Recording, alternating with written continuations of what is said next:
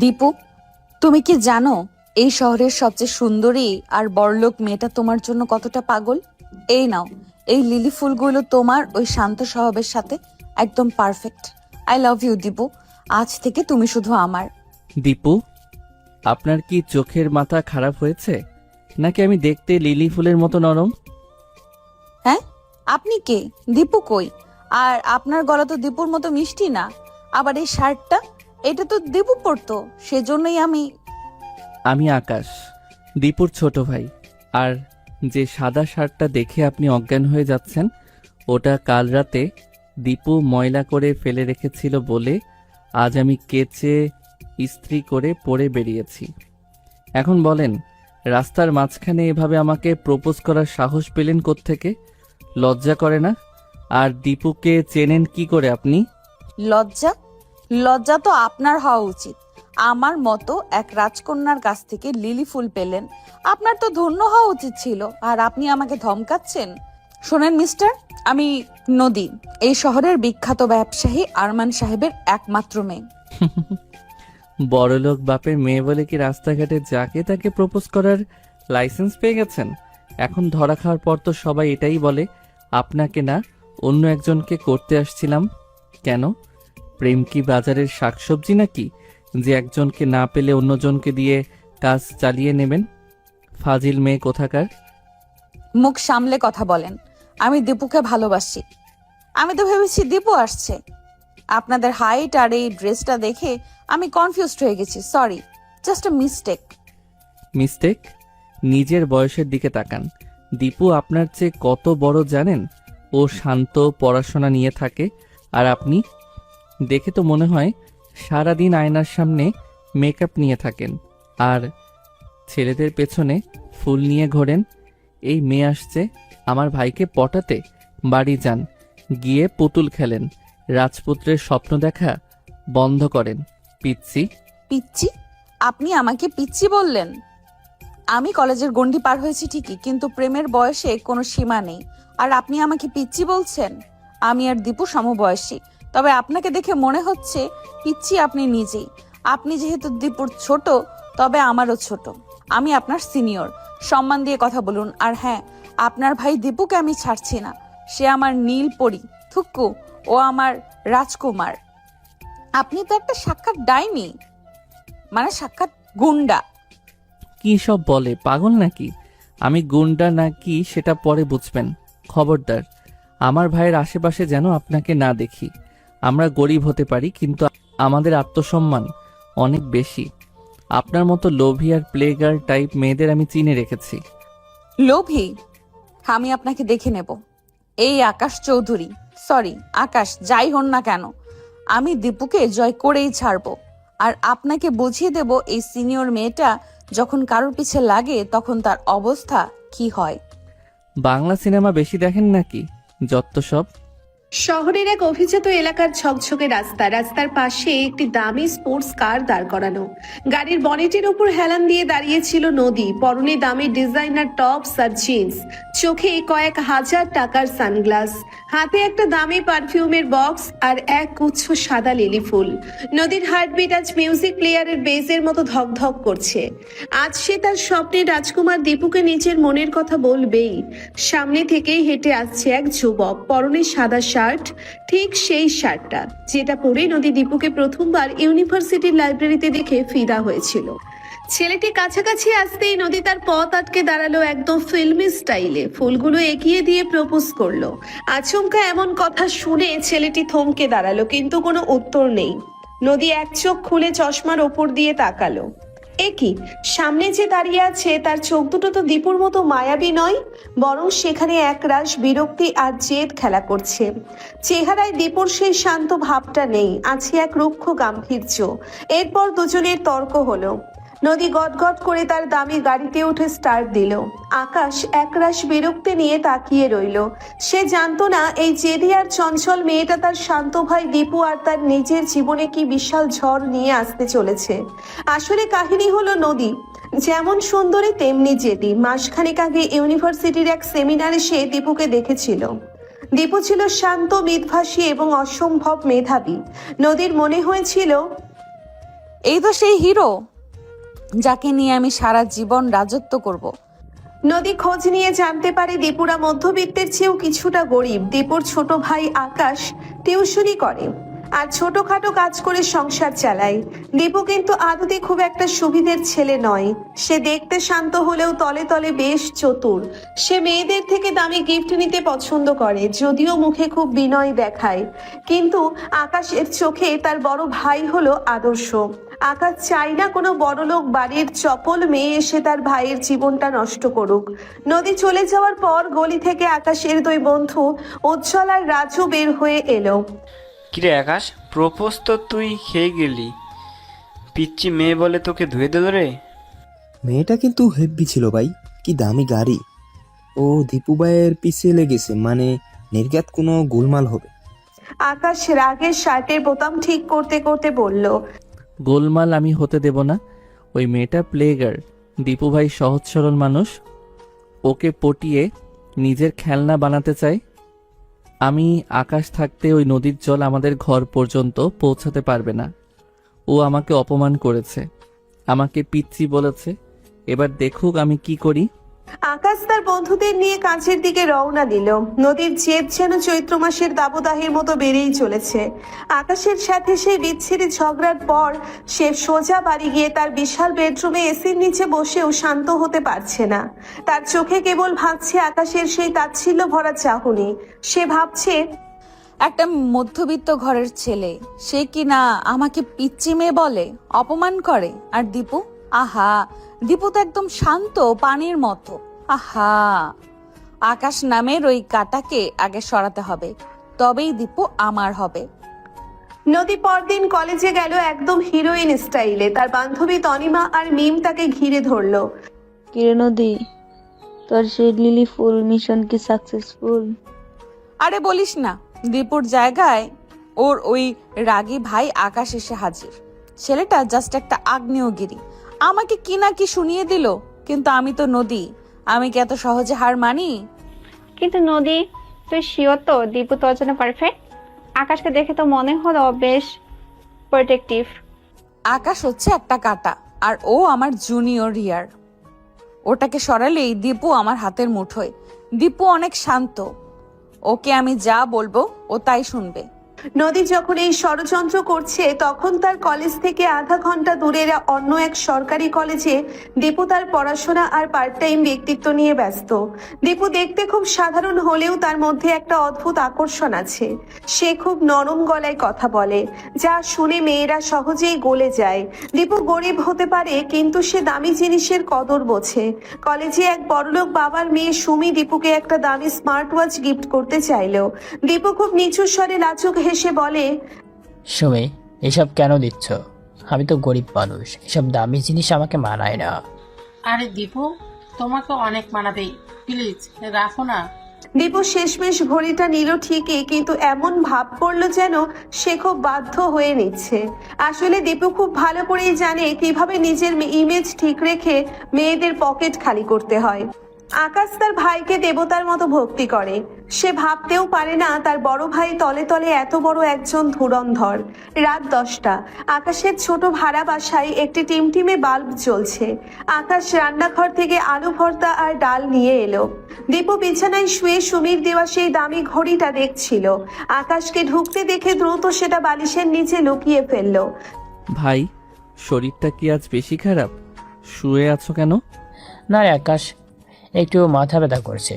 টিউশনি শেষ করে ফিরতে ফিরতে টায়ার্ড হয়ে গেছি। ভাই, আজ রাস্তার মাঝখানে একটা পাগল মেয়ের সাথে আমার দেখা হয়েছিল। নদী না কি যেন নাম, বড়লোক বাপের বেটি, খুব ভাব। সে কিনা তোমার নাম নিয়ে উল্টাপাল্টা বলছিল। তুমি কি ওরে চেনো? নদী? ও, ওই যে ফার্স্ট ইয়ারে পড়ে। না না, আমি চিনি না ঠিক মতো, হয়তো লাইব্রেরিতে একদিন নামে জিজ্ঞাসা করছিল। শোনো ভাই, এই বড়লোক ঘরের মেয়েরা আমাদের মতো ছেলেদের নিয়ে খেলা করে। তুমি খুব সহজ সরল মানুষ, ওদের পাল্লায় পড়ো না। ওই নদী মেয়েটা কিন্তু সুবিধার না। তুই চিন্তা করিস না আকাশ, আমি তো পড়াশোনা ছাড়া কিছুই বুঝি না। দীপু মুখে বললেও মনে মনে ভাবলো, নদী তো আরমান সাহেবের মেয়ে, ওর সাথে রিলেশন করতে পারলে আমার লাইফ সেট হয়ে যাবে। আকাশটাকে কোনোভাবেই সাইড করতে হবে। ওদিকে নদীর ডুপ্লেক্স বাড়িতে নদী তার বাবার সাথে ডিনার করছিল। আরমান সাহেব নদীকে খুব ভালোবাসেন। মা, তোর কি কিছু লাগবে? মন খারাপ কেন? বাবা, আমি একটা ছেলেকে পছন্দ করি। সে খুব গরিব কিন্তু অনেক ট্যালেন্টেড, কিন্তু তার ছোট ভাই আকাশ খুব ডিস্টার্ব করছে। টাকা দিয়ে যদি সব সমাধান হয় তবে চিন্তা করিস না, আমি লোক পাঠিয়ে দেব। না বাবা, আমি নিজেই ওকে হ্যান্ডেল করব। আকাশকে আমি এমন শিক্ষা দেব যে সে দীপুর ছায়াও মারাবে না। আকাশ রাতের বেলা বারান্দায় বসে পুরনো একটা হারমোনিয়াম নিয়ে সুর তুলছিল। তার মনটা আজ কু ডাকছে। সে নদীর চোখে যে জেদ দেখেছে তা ভালো কিছুর সংকেত নয়। নদী, তুমি ভাবছো টাকা দিয়ে আমার ভাইকে কিনে নেবে? আমি আকাশ থাকতে আমাদের ঘরের ইজ্জত রাস্তায় নামতে দেব না। তুমি যদি আমার ভাইয়ের পিছে আসো তবে আমি তোমার জীবন তেজপাতা করে দেব। আকাশের বন্ধুরা মেসেজ দিল, কিরে আকাশ, তারপর কি খবর বল? মেয়েটা আর কিছু করলো? তা কাল কি নদীর গাড়িতে চড়বি নাকি? আকাশ ফোনটা আছাড় দিয়ে ফেলে দিল। পরদিন সকালে নদী ঠিক করলো সে আকাশের হদিশ বের করবে। সে জানে আকাশ কোথায় পার্ট টাইম কাজ করে। সে তার বান্ধবীদের নিয়ে আকাশের সেই কর্মস্থলে গিয়ে হাজির হলো। এই যে মিস্টার আকাশ, কাল তো অনেক বড় বড় কথা বলছিলেন। আজ দেখুন, আমি আপনার বাড়ির সামনে একটা দামি গিফট পাঠিয়েছি দীপুর জন্য। দেখি আপনি কিভাবে আটকান। নদী, আপনি সীমা লঙ্ঘন করছেন। আমার বাড়িতে দামি গিফট পাঠানোর আগে নিজের অকাতটা একবার আয়নায় দেখে নেবেন। আপনি যা করছেন ওটা ভালোবাসা না, ওটা হলো টাকার আস্ফালন। দুজনের মাঝখানে যেন বিদ্যুতের স্ফুলিঙ্গ ছুটছে। নদী ভাবছে সে আকাশকে নিচু করবে আর আকাশ ভাবছে সে নদীকে এই শহর থেকে ভাগাবে। মাঝখানে দীপু মাকড়সার জালের মতো নিচের ফাঁদ পেতে বসে আছে দুই পক্ষকে ব্যবহার করার জন্য।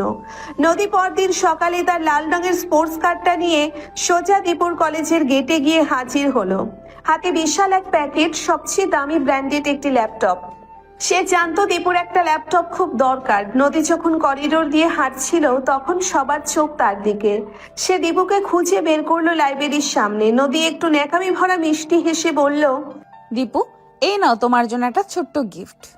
মানা করো না কিন্তু, না হলে আমি এইখানে কান্নাকাটি জুড়ে দেব। দীপু চোখ মুখে একরাশ বিস্ময় আর ভেতরে লোভ চেপে রেখে বলল, নদী, তুমি এসব কি করছো? এত দামি জিনিস আমি কিভাবে নিব?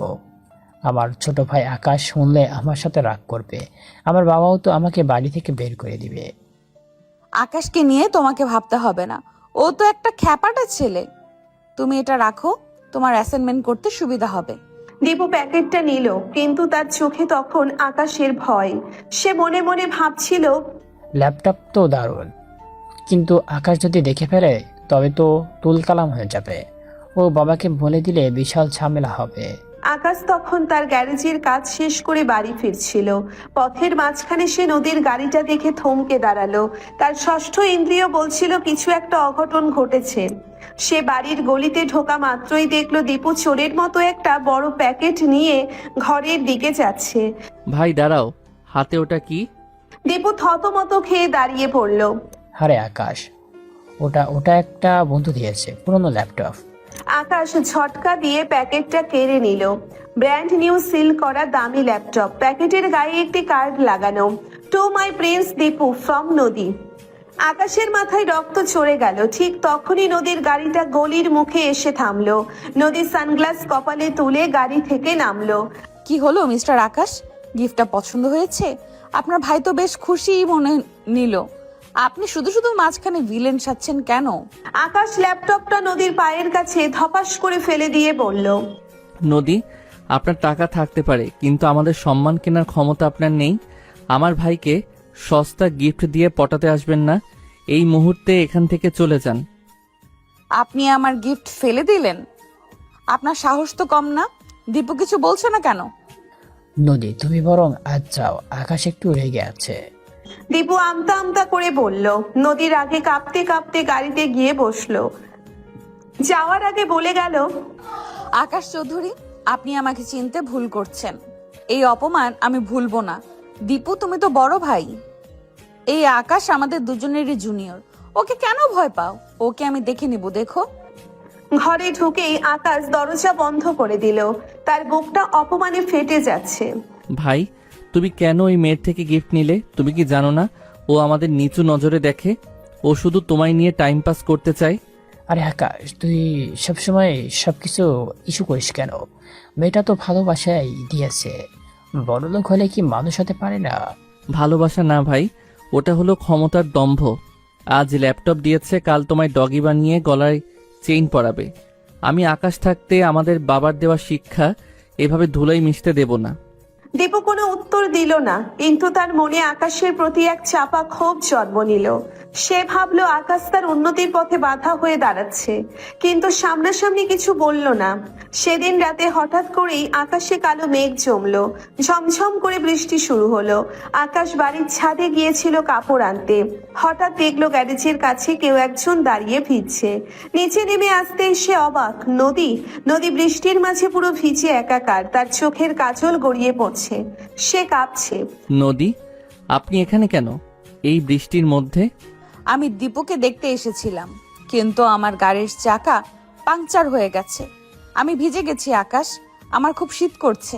আকাশ যতই রাগী হোক, তার ভেতরটা পাথরের মতো শক্ত নয়। সে বিরক্তি নিয়ে নদীকে বাড়ির বারান্দায় নিয়ে এলো। ভেতরে আসুন, দীপু ভাই তো ঘুমিয়ে পড়েছে। আপনাকে তো এই অবস্থায় বাড়ি যেতে দেওয়া যাবে না। আকাশ নিজের একটা শুকনো বড় তোয়ালে নদীর দিকে বাড়িয়ে দিল। নদী তোয়ালেটা নিয়ে মাথা মুছতে মুছতে আকাশের দিকে তাকালো। বৃষ্টির এই মায়াবী অন্ধকারে আকাশকে ঠিক ততটা খারাপ মনে হচ্ছে না। শুনুন, আমি একটা ট্যাক্সি ডাকার চেষ্টা করছি, আপনি কিছুক্ষণ বসুন। নদী হঠাৎ আকাশের হাত ধরলো। আকাশ, তুমি কেন আমাকে এত ঘৃণা করো? আমি কি সত্যি খুব খারাপ? আমি কি তোমার ভাইয়ের যোগ্য নই? আকাশের হাতটা কেঁপে উঠল। নদীর ভেজা চুলের ঘ্রাণ আর বৃষ্টির শীতলতায় পরিবেশটা হঠাৎ বদলে গেল। আকাশের মনে হলো এক মুহূর্তের জন্য যে এই জেদি মেয়েটার আড়ালে একটা অসহায় শিশু লুকিয়ে আছে। দুজনের চোখাচোখি হলো। এক অদ্ভুত নিস্তব্ধতা, ঝগড়া, জেদ আর টাকা সবই যেন বৃষ্টির শব্দে ধুয়ে মুছে গেল। আমি আপনাকে ঘৃণা করি না নদী, আমি শুধু আমার ভাইকে রক্ষা করতে চাই। আপনি আপনার দামি দুনিয়াতে ফিরে চান, আমাদের এই ছোট জগৎ আপনার জন্য নয়। নদী কিছু বলল না, কেবল আকাশের শার্টের হাতাটা শক্ত করে ধরে রইল। সেই রাতে তাদের মাঝে কোনো ঝগড়া হলো না, কেবল বৃষ্টির টাপুর টুপুর শব্দের সাথে মিশে রইল দুটি অচেনা হৃদয়ের স্পন্দন। নদী কি মনে করে উঠে চলে গেল। আকাশও আর বাধা দিল না।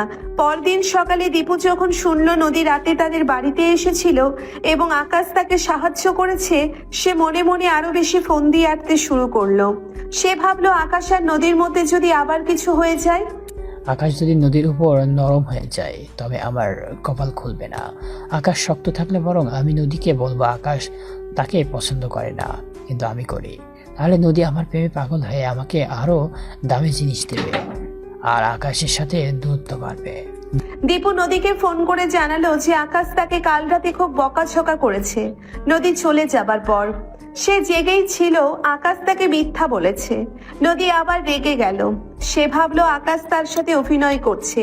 বৃষ্টির সে রাতের পর আকাশের মনের কোণে এক ফালি দ্বিধা জমা হয়েছিল, কিন্তু নদীর জন্য দীপুর পাগলামি আর দীপুর তলে তলে চলা চালবাজি সেই মায়াকে আবার ক্রোধে রূপান্তর করলো। নদী এখন প্রতিশোধের নেশায় উন্মত্ত। সে ঠিক করেছে আকাশকে এমন এক শিক্ষা দেবে যা সে কোনোদিন ভুলবে না। নদী পরদিন সকালে ড্রয়িং রুমে বসে কফি খাচ্ছিল। তার বাবা আরমান সাহেব মেয়ের চোখের কালি দেখে চিন্তিত হয়ে পড়লেন। মা নদী, তুই কি ওই ছোকরার জন্য কাল বৃষ্টিতে ভিজেছিলি? কেন নিজেকে এত ছোট করছিস? বাবা, আমি নিজেকে ছোট করছি না। আমি আকাশকে দেখাতে চাই যে ওর ঐত্য তো আমার টাকার সামনে কিছুই না। ও কাল রাতে আমাকে সাহায্য করার ভান করে আসলে আমার দুর্বলতার সুযোগ নিয়েছে। ও দীপুকে আমার থেকে দূরে সরাচ্ছে। আরমান সাহেব আর পিএস কে ডাকলেন। শোনো, ওই ছেলেটা আকাশ যেখানে কাজ করে সেই গ্যারেজটা আর ওই এলাকাটা আমাদের প্রজেক্টের আন্ডারে নিয়ে নাও। ওকে বুঝিয়ে দাও কার সাথে পাঙ্গা নিচ্ছি।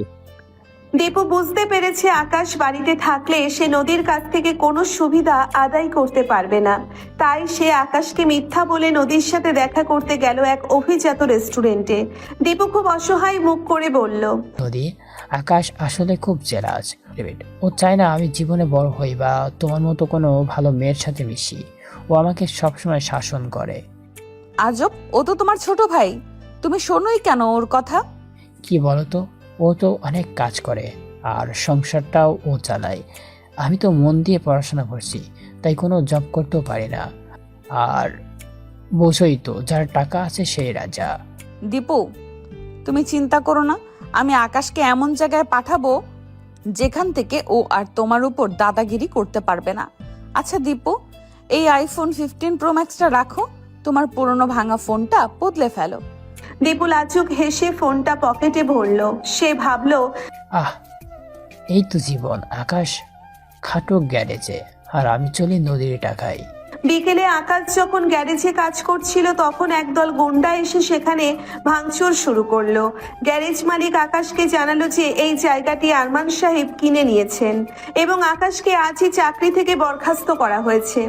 আকাশের মাথায় আকাশ ভেঙে পড়ল। সে বুঝতে পারলো এটি নদীর কাজ। সে হাত পরিষ্কার করে সোজা নদীর বাড়ির দিকে রওনা দিল। পথে তার দেখা হলো দীপুর সাথে। দীপু তখন নতুন ফোন কানে দিয়ে কারোর সাথে হাসি মুখে কথা বলছিল। ভাই, এই ফোন কোথায় পেলে? আরে ওটা ওটা একটা লটারি লেগেছে আকাশ। আকাশ আর কিছু বলল না। তার ভাইয়ের চোখের মিথ্যা সে ধরতে পেরেছে। সে দীপুর ফোনটা কেড়ে নিয়ে আছাড় দিয়ে ভেঙে ফেললো। আকাশ, তুই পাগল হয়েছিস? এটা দামি ফোন। বড়লোক মেয়ের দালালি করা ছাড়ো ভাই, আজ আমার চাকরি গেছে ওদের জন্য, আর তুমি ওদের পা চাটছো। দীপুর ইচ্ছে হলো আকাশকে চড় মেরে দিতে, কিন্তু কোনো মতে সে রাগ চেপে হনহন করে হেঁটে চলে যায়।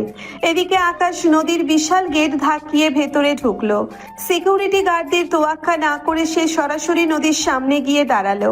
নদী তখন পুলের পাশে বসে রিল্যাক্স করছিল। আকাশ নদীর হাত চেপে ধরে চোখ দিয়ে যেন আগুন ছড়ছে। নদী, আপনি ভেবেছেন আমার রুটি রুজি কেড়ে নিলে আমি আপনার পায়ে এসে পড়ব? আপনি আমার গ্যারেজ বন্ধ করেছেন, আমার ভাইয়ের হাতে বিষ তুলে দিচ্ছেন। আপনার টাকার অহংকার আমি আজ ভেঙে দেব। ছাড়ো না আমাকে, আপনার সাহস তো কম না। গার্ডস! আকাশ নদীকে ছেড়ে দিয়ে একটা বিদ্রুপের হাসি হাসলো। গার্ড ডাকছেন? ডাকুন, কিন্তু শুনে রাখুন নদী, আপনি দীপুকে পাবেন না। দীপু আপনাকে ভালোবাসে না, ও ভালোবাসে আপনার টাকাকে। আর আমি আকাশ, আমি যদি জেদ ধরি তবে আপনার এই প্রাসাদ আমি ধুলোয় মিশিয়ে দেব। আপনি আমাকে পিচ্চি ছোকরা বলেছিলেন না? এবার দেখুন এই ছোকরা কি করে। আকাশ নদীর দামি শোপিসগুলো লাথি দিয়ে ভেঙে চুরমার করে দিল। নদী ভয়ে আর বিস্ময়ে তাকিয়ে রইল। আকাশের এই রুদ্রমূর্তি সে আগে দেখেনি। নদী আকাশকে থামাতে গেল। You bloody, are you mad? কি করছো এসব? ধস্তাধস্তির এক পর্যায়ে নদী ছিটকে পড়ে যেতে নিলে আকাশ তাকে ধরে ফেললো। আবার সেই বৃষ্টির রাতের মতো তারা খুব কাছাকাছি। আকাশের গায়ের ঘাম আর রাগের তপ্ত নিঃশ্বাস নদীর মুখে লাগছে। নদীর হার্টবিট বেড়ে গেল। সে আকাশের চোখে তাকিয়ে ঘৃণা খুঁজতে চাইল, কিন্তু দেখলো সেখানে এক গভীর ক্ষত। আপনি একটা পাথরের মূর্তি নদী, আপনি ভালোবাসা বোঝেন না, কেবল জয় করতে জানেন। আকাশ ঝটকা দিয়ে নদীকে সরিয়ে দিয়ে বেরিয়ে গেল। নদী মেঝের ওপর বসে হাঁপাতে লাগলো। তার মনে এক অদ্ভুত অনুভূতি হচ্ছে। সে কি আসলেও দীপুকে চায়, নাকি আকাশের এই অদম্য পৌরস তাকে টানছে? দীপু বাড়ি ফিরে আকাশের ওপর চড়াও হলো।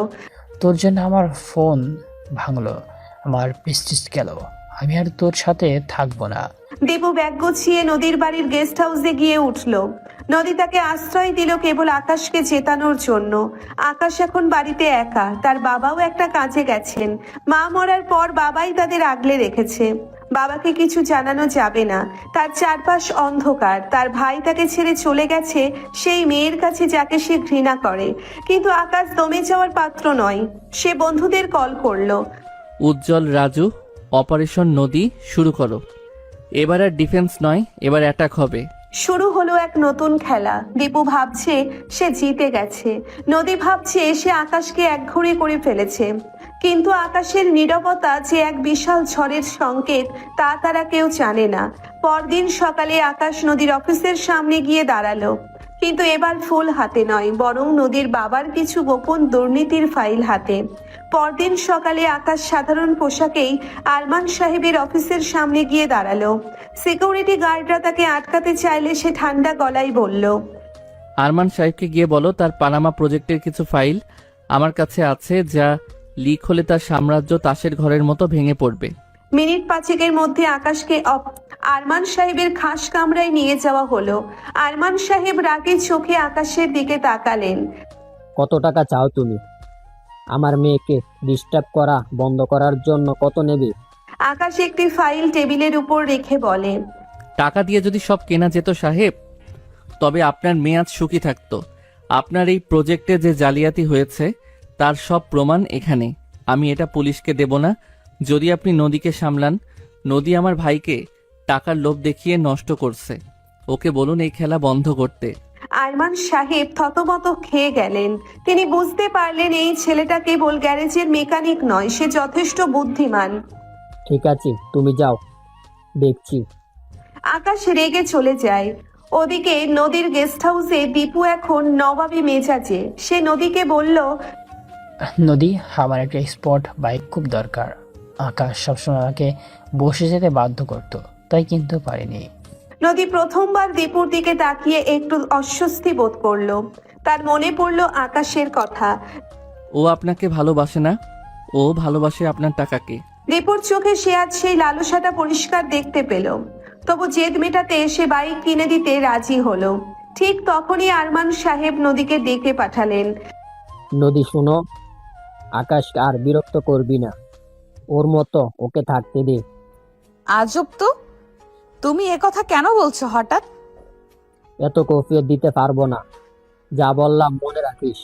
তিনি নদীকে কড়া ভাষায় শাসন করলেন এবং আকাশকে আর ডিস্টার্ব করতে নিষেধ করলেন। নদী অবাক হলো, আকাশ তার বাবাকে কিভাবে হাত করলো। না, আকাশের সাথে কথা বলবো। ও কি বলেছে বাবাকে? ওর এত সাহস, ওর জন্য বাবা আমাকে বকলো। নদী ঠিক করলো সে আকাশের সাথে সরাসরি কথা বলবে। সে আকাশকে এক নির্জন রেস্টুরেন্টে ডিনারের দাওয়াত দিল। আকাশ এলো, তবে তার চোখে মুখে কোনো ভয় নেই। রেস্টুরেন্টের আলো ছিল মায়াবী, চারপাশটা খুব শান্ত। নদী আজ খুব সাধারণ একটা নীল শাড়ি পরেছে, যা দেখে আকাশের বুকটা একবার কেঁপে উঠল। আপনি আমার বাবাকে ভয় দেখিয়েছেন আকাশ। আপনি কতটা নিচে নামতে পারেন? আপনার বাবা যখন আমার রুজি কেড়ে নিয়েছিল তখন কোথায় ছিল আপনার নীতি কথা? নদী, আপনি এখনো বুঝছেন না। দীপু ভাই আপনাকে ধ্বংস করে দেবে। ও আপনার টাকার জন্য অভিনয় করছে। মিথ্যে কথা। দীপু আমাকে সম্মান করে, আর আপনি তো কেবল ঝগড়া করতে জানেন। তো ডেকেছেন কেন এখানে? তোমাকে তোমার জায়গাটা বুঝিয়ে দিতে। কি বলতে চাইছেন? বাবার ব্রেন ওয়াশ করে লাভ নেই। দীপুকে আমি ছাড়ছি না। আপনি পাগল আছেন তো? আপনাকে বোঝাতেই পারছি না। বুঝতে হবে না আমার কি সমস্যা। দীপু আমার, আমি দীপুর, বাস, কোনো কথা হবে না। ঝগড়া করতে করতে নদী হঠাৎ উত্তেজিত হয়ে দাঁড়িয়ে পড়ল। টেবিলের এক পাশে রাখা গ্লাস উল্টে নদীর শাড়িতে জল পড়ল। আকাশ দ্রুত টিস্যু নিয়ে নদীর হাত পরিষ্কার করতে গেল। আবার সেই বিদ্যুৎপৃষ্ট হওয়ার মতো অনুভূতি। দুজনের খুব কাছাকাছি অবস্থান। নদী আকাশের চোখের দিকে তাকিয়ে দেখলো নদীও তাকে দেখছে। আকাশের হাত যখন নদীর হাতের ওপর স্থির হলো, নদী বুঝতে পারলো সে এই ছেলেটাকে কেন যেন দূরে সরাতে পারছে না।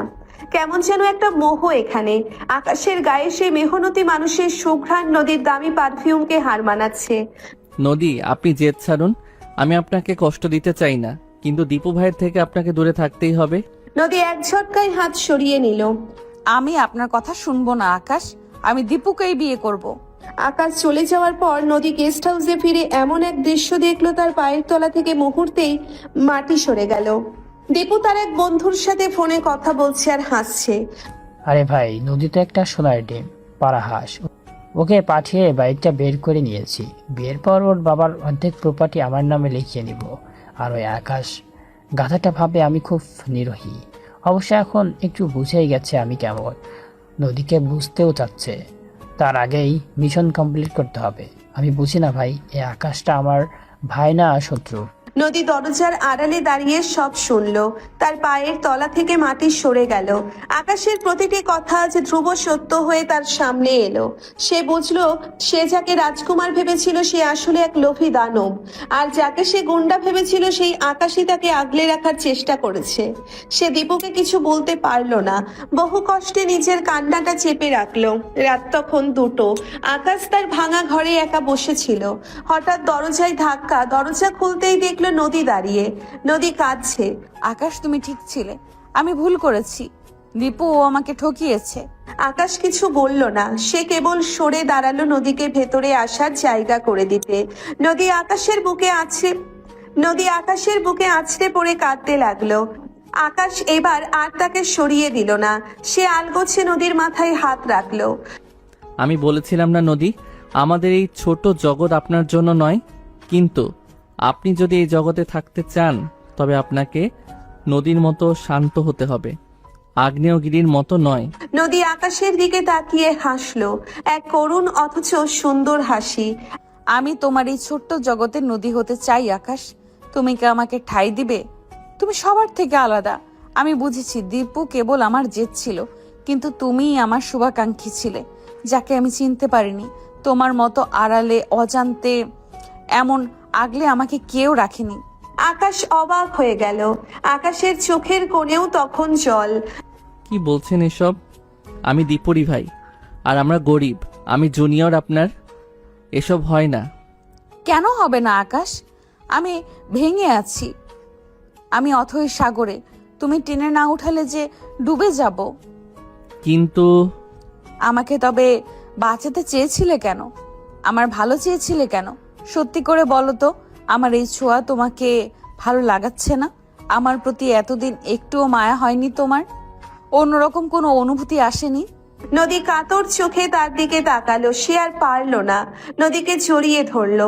এটি কেবল আলিঙ্গন ছিল না, ছিল দুটি ভিন্ন মেরুর এক হয়ে যাওয়ার মুহূর্ত। আকাশের নীরবতা আর চাপটে জড়িয়ে ধরাই বলে দিচ্ছিল তারা দুজনেই দুজনকে ভালোবাসে। পরদিন সকালে আকাশ আর নদী মিলে দীপুকে গেস্ট হাউসে থেকে বের করে দিল। দীপু আকাশের পায়ে ধরে মাপ চাইলো, কিন্তু আকাশ এবার আর গলে গেল না। ভাই, তুমি রক্তে আমার ভাই হতে পারো, কিন্তু কর্মে নাও। যাও, নিজের জীবন নিজে গড়ে নাও। তোমার একটু শিক্ষার দরকার আছে। নদী তার বাবার জালিয়াতির ফাইলগুলো আকাশের কাছ থেকে নিয়ে নষ্ট করে দিল। আরমান সাহেব আকাশের সততায় মুগ্ধ হয়ে তাকে তার কোম্পানির বড় পজিশনে জয়েন করার অফার দিলেন। নদী আকাশের হাত ধরে। এখন তো আমি পিচ্চি মেয়ে নই, তাই না? আপনি এমনিতেও পিচ্ছি না, আমার 3 বছরের সিনিয়র। আর এখন আপনি আমার অধিকার, আর আমি আপনার সেই পিচ্চি ছোকরা যে সারা জীবন আপনার পথ আগলে রাখবে। ঘৃণা থেকে শুরু হওয়া এই বৈরতির গল্প আজ এক নীলখামে বন্দী হলো। নদী আর আকাশ এখন একে অপরের পরিপূরক। দীপু তার লোভের শিক্ষা পেল, আর আকাশ পেল তার সত্যিকারের ভালোবাসা। শহরের সেই ব্যস্ত রাস্তায় আজ আর কোনো ঝগড়া নেই, আছে কেবল দুটি হৃদয়ের অবিরাম পথ চলা। কিন্তু এত সহজেই কি সব শেষ হয়ে যাবে শুরু না হতেই? একদমই না। আকাশ আর নদীর গল্পটা যেখানে শেষ হওয়ার কথা ছিল, সেখান থেকেই আসলে এক নতুন শুরু হলো। নদীর বাবার জালিয়াতি আর দীপুর বিশ্বাসঘাতকতা ধামাচাপা পড়লেও সামাজিক মর্যাদা আর আভিজাত্যের লড়াইটা এত সহজে থামার নয়। আরমান সাহেব মুখে মেনে নিলেও মনে মনে এই গ্যারেজ মেকানিককে নিজের জামাতা হিসেবে গ্রহণ করতে পারছিলেন না। আকাশকে ভালো ছেলে মানেন ঠিক, কিন্তু মেয়ে জামাই এ তো সম্ভব নয়। নদীকে বললেও মানবে না, আবার একমাত্র মেয়ের মনও ভাঙতে পারছেন না। অন্যদিকে নদীর জেদ এখন ভালোবাসায় রূপান্তরিত হয়েছে, যা আরো বেশি ভয়ঙ্কর। আরমান সাহেব আকাশকে তার অফিসে ডেকে পাঠালেন। আকাশ, তুমি নদীকে ভালোবাসো দাবি করছো, কিন্তু নদীর লাইফস্টাইল সম্পর্কে তোমার ধারণা আছে? ও যে পারফিউম মাখে, তার দাম তোমার 3 মাসের বেতনের সমান। আমি তোমাকে আমার কোম্পানিতে ডিরেক্টর পোস্ট দিচ্ছি, কিন্তু শর্ত একটাই, তোমাকে প্রমাণ করতে হবে তুমি নদীর যোগ্য। সাহেব, আমি নদীর যোগ্য কিনা সেটা নদী ঠিক করবে, আপনার ডিরেক্টর পোস্ট নয়। আমি গ্যারেজে কাজ করে যে রুটি কিনি তার আপনার এসি রুমের বিরিয়ানির চেয়ে অনেক বেশি। নদী যদি এই আকাশকে ভালোবাসে তবে সে আধা পেটা খেয়েও সুখে থাকবে। আরমান সাহেব মনে মনে হাসলেন। আকাশ চলে গেল। তিনি জানতেন এই অহংকারী আকাশের পতন ঘটাবে। তিনি গোপনে দীপুকে আবার ডেকে পাঠালেন। দীপু এখন ঘর ছাড়া, বাবার সাথেও যোগাযোগ নেই। ঠিক যোগাযোগ নেই না, তার বাবা ফিরে এসেছে, কিন্তু আকাশের কাছে সব শুনে তিনিও দীপুকে বাড়িতে ঠাঁই দেননি। কিন্তু তার লোভ মরে যায়নি। আরমান সাহেব তাকে ব্যবহার করার এক নতুন সুযোগ দিলেন। বিকালে তারা পার্কে দেখা করলো। দীপু, তুমি যদি আকাশ আর নদীর মাঝে দেওয়াল হতে পারো তবে আমি তোমাকে বিদেশে সেটেল করে দেব। একদম চিন্তা করবেন না, সব করছি আমি, দেখুন শুধু। দীপু আবার এক নাটক সাজালো। সে নদীর কাছে গিয়ে হাত পা ধরে কাঁদতে লাগলো। নদী, ও আসলে তোমাকে ঠকাচ্ছে। ও তোমার বাবার প্রপার্টি হাতানোর জন্য এই নাটক করেছে। ও চাই আমি সরে যাই যাতে ওই একাই রাজত্ব করতে পারে। তুমি ভাবলে কি করে তোমার এই জালিয়াতি আমি বিশ্বাস করব? এখন আকাশ আমার হয়েছে তাই এসব বলছো? না, তুমি আমার কথা বিশ্বাস করবে না জানি না, প্রমাণ এনেছি। নদী প্রথমে বিশ্বাস করেনি, কিন্তু দীপু যখন আকাশের কিছু পুরনো ডায়েরি, যা দীপু নিজেই জালিয়াতি করে লিখেছিল, দেখালো, যেখানে লেখা ছিল নদীকে পটাতে পারলে আর কষ্ট করতে হবে না। তখন নদীর মনে সন্দেহের বীজ দানা বাঁধতে শুরু করলো। এটা আকাশের ডায়েরি। ও সবসময় ওর ব্যক্তিগত কথা এখানেই লিখে রাখে, দেখলে তো। নদী কিছু বলতে পারলো না। সে আবারও ধোকা খাবে স্বপ্নেও ভাবেনি। দীপু চলে গেল। সেদিন রাতে নদী আকাশের সেই ছোট ঘরে গেল। আকাশ তখন ল্যাম্পের আলোয় কিছু পড়াশোনা করছিল। নদীর চোখে জল আর মুখে রাগের ছাপ। আকাশ, তুমি কি আসলেও আমাকে ভালোবাসো, নাকি আমার বাবার প্রপার্টি তোমার লক্ষ্য? দীপু ভাই বলেছে আপনি নাকি আমার প্রপার্টির জন্য এসব করছেন। যা বলছি তা কি সত্যি? নদী, আপনি দীপুর কথা বিশ্বাস করছেন? যে লোকটা আপনাকে টাকার জন্য ব্যবহার করতে চেয়েছিল, তার কথা আপনার কাছে আমার চেয়ে বেশি দামি? প্রমাণ তো তাই বলছে আকাশ। তুমি কেন বাবার অফিসে গিয়ে ডিরেক্টর পোস্টের জন্য দরদাম করেছো? আকাশের মেজাজ বিগড়ে গেল। সে নদীর হাত শক্ত করে ধরে তাকে দেওয়ালের সাথে চেপে ধরলো। আবার সেই পরিচিত ঘ্রাণ, সেই তপ্ত নিঃশ্বাস, কিন্তু এবার সেখানে কেবল কামনার আগুন নয়, বরং এক বুক অভিমান ছিল। নদী, আপনি বড়লোক ঘরের মেয়ে বলেই হয়তো আপনার মনে হয় সবকিছু কেনা যায়। আমি আপনার প্রপার্টি চাই না, আমি আপনাকে চেয়েছিলাম। কিন্তু আপনার মনে যদি এতটুকু সন্দেহ থাকে তবে আজই এই সম্পর্কের শেষ। আকাশ রাগে নদীর খুব কাছে চলে এলো, তার ঠোঁট নদীর কানের কাছে। আমি আপনাকে ভালোবেসে ভুল করেছি নদী। আপনি সেই মেয়েই রয়ে গেছেন যে কেবল সাজানো কথাই ভুলে যায়। নদী আকাশের চোখে তাকিয়ে এক মুহূর্তের জন্য থমকে গেল। সে বুঝতে পারলো আকাশ কাঁদছে। এক অনিচ্ছাকৃত রোমান্টিক আবেশ তাদের ঘিরে ধরলো। আকাশ নদীকে ছেড়ে দিতে চাইলেও নদী তাকে চাপটে ধরলো। ঝগড়া আর অবিশ্বাসের মাঝেও তাদের শরীর একে অপরের সান্নিধ্য চাইল। সেই রাতে অন্ধকার ঘরে দুজনের দীর্ঘশ্বাসের শব্দ ছাড়া আর কিছুই শোনা যাচ্ছিল না। পরদিন সকালে আকাশ সিদ্ধান্ত নিল সে আর এই শহরে থাকবে না। সে চলে যাওয়ার আগে দীপুর সেই জালিয়াতির ডায়েরিটা পরীক্ষা করলো এবং উজ্জ্বলের সাহায্যে বের করলো যে ডায়েরির কালিয়ার লেখা একদম নূতন। আকাশ সোজা আরমান সাহেবের বাড়িতে গিয়ে হাজির হলো। সেখানে তখন দীপু আর আরমান সাহেব মিলে নদীর বিয়ের আয়োজন নিয়ে কথা বলছিলেন। আকাশ ড্রয়িং রুমে ঢুকেই দীপুকে এক ঘুষিতে মেঝেতে ফেলে দিল। ভাই, তুই আমার রক্ত হয়ে আমার সাথে এই করলি? আরমান সাহেব, আপনার এই নোংরা রাজনীতি আমি যে ধরে ফেলেছি। নদী, তুমি এত বোকা। এটা যে একদম নতুন কালি সেটাও দেখনি। নদী ডায়েরিটা টান মেরে ভালো করে দেখলো। আকাশ সবার সামনে প্রমাণ করে দিল যে ডায়েরিটা ভুয়া। নদী নিজের ভুল বুঝতে পেরে দীপুর গালে এক কষিয়ে থাপ্পড় মারলো। বের হয়ে যা এখান থেকে দীপু। আর বাবা, তুমি যদি আকাশকে মেনে না নাও তবে আমি আজই এই বাড়ি থেকে ওর সাথে চলে যাব। আরমান সাহেব এবার হার মানলেন। তিনি বাধ্য হয়ে বিয়ের জন্য রাজি হলেন, তবে মন থেকে না। কিছুদিন পর অবশেষে আকাশ আর নদী বিয়ে করলো, তবে আভিজাত্যের নয় বরং বিশ্বাসের। আকাশ আর নদীর নিকাহ সম্পন্ন হলো অত্যন্ত সাদাসিধা ভাবে, পাড়ার ছোট এক মসজিদে। কোনো শান শওকত নেই, নেই কোনো আলোকসজ্জা। নদীর পরনে সাধারণ এক লাল জামদানি শাড়ি, মাথায় বড় করে টানা ওড়না। কাজী সাহেব যখন জানতে চাইলেন তখন নদী খুব শান্ত অথচ দৃঢ় গলায় বলল। কবুল। আকাশের চোখে তখন জল। এক মেকানিকের ঘরে এমন রাজকন্যা কি আসলেও মানায়? রাত তখন গভীর। আকাশ নদীকে নিয়ে তার পৈতৃক ছোট ঘরে ফিরল। ঘরটা আজ টগর আর বেলি ফুলে সাজানো, যা আকাশ নিজেই তার জমানো টাকা দিয়ে কিনেছে। ঘরের এক কোণে জায়নামাজ বিছানো। নদী, এই ঘরটা আপনার আরমান ভিলার ডাইনিং রুমের চেয়েও ছোট। আমি জানি আপনার অনেক কষ্ট হবে। আমি কি আপনার উপর খুব অন্যায় করে ফেললাম? নদী ঘোমটা সরিয়ে আকাশের চোখের দিকে তাকিয়ে বলে। আকাশ, আমি যে নদী একবার সাগরে মেশার পথ চলা শুরু করে সে বালুচরের চিন্তা করে না। আজ থেকে আপনার এই ছোট্ট ঘরেই আমার জান্নাত। আমি আভিজাত্য দিয়ে নয়, ভালোবাসা দিয়ে আমাদের ঘর সাজাবো।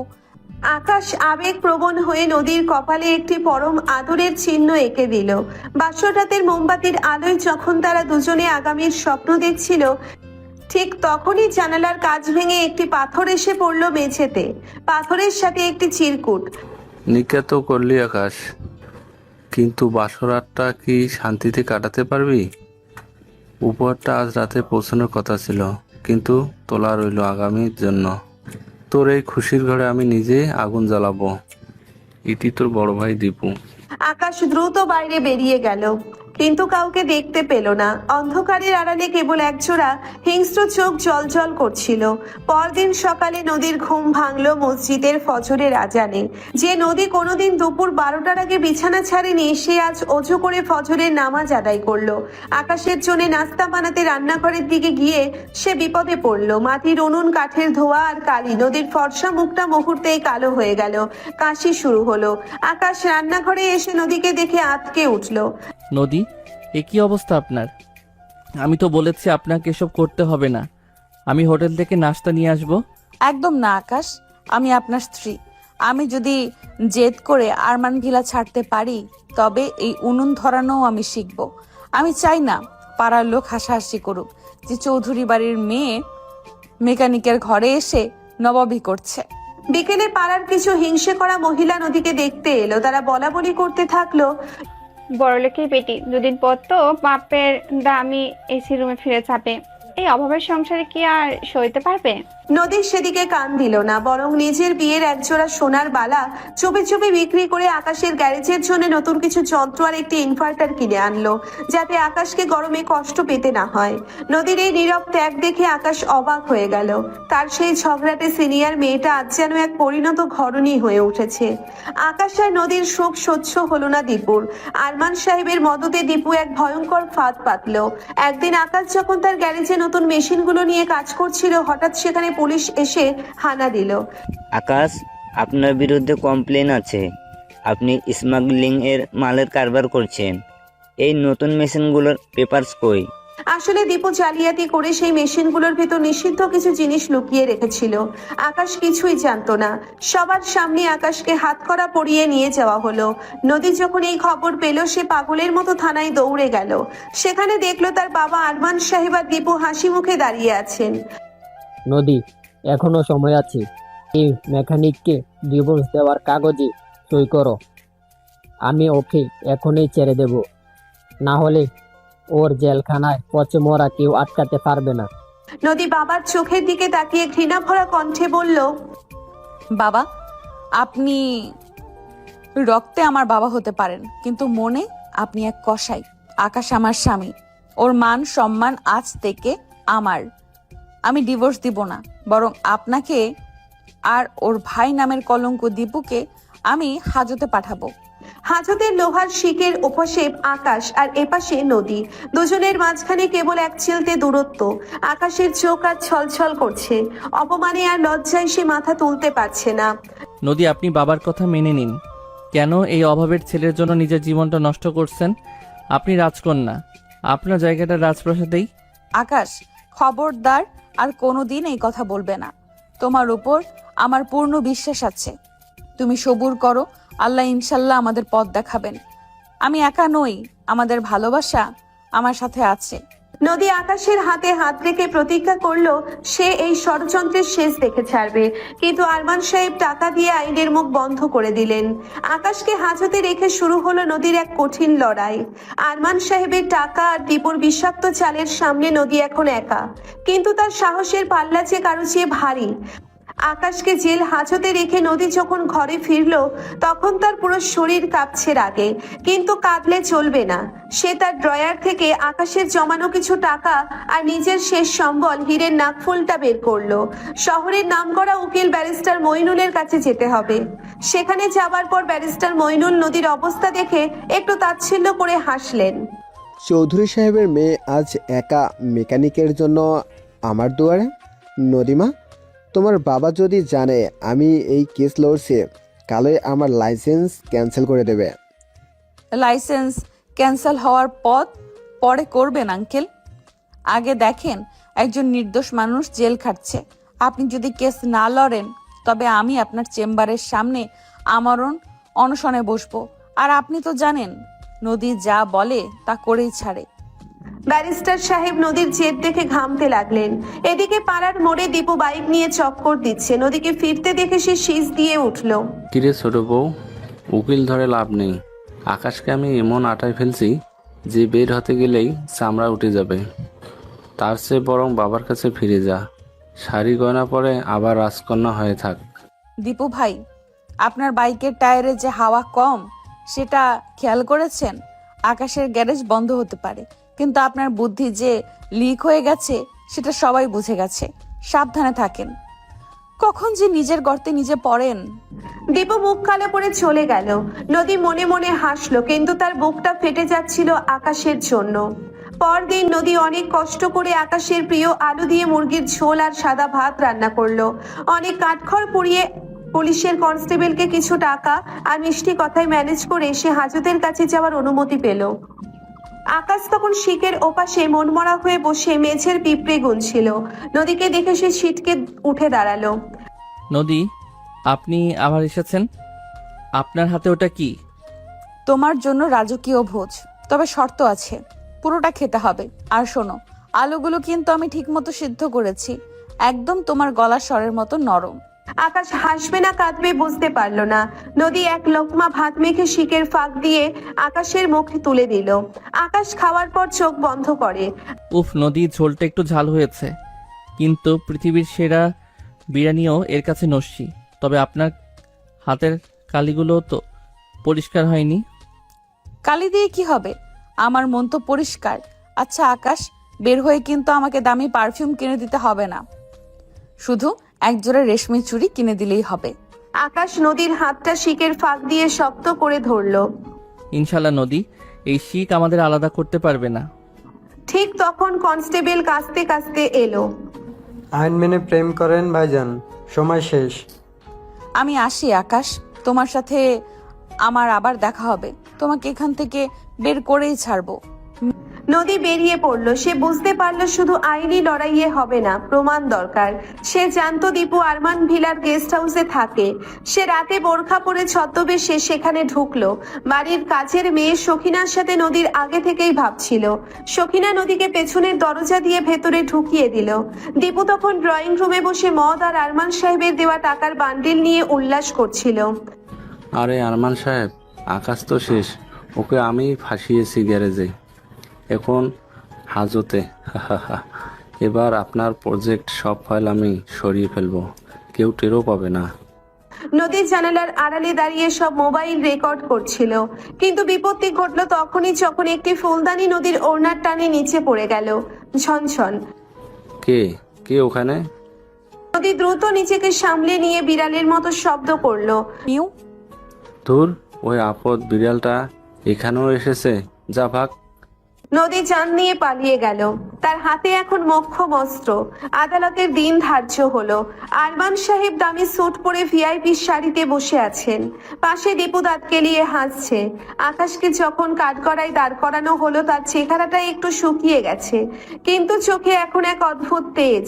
সরকারি উকিল আকাশকে চোরাচালানকারী হিসেবে প্রমাণ করতে মরিয়া। ঠিক তখন ব্যারিস্টার মইনুল দাঁড়িয়ে বললেন, ইওর অনার, আমার কাছে এমন এক সাক্ষী আছে যে পুরো ঘটনার মোড় ঘুরিয়ে দেবে।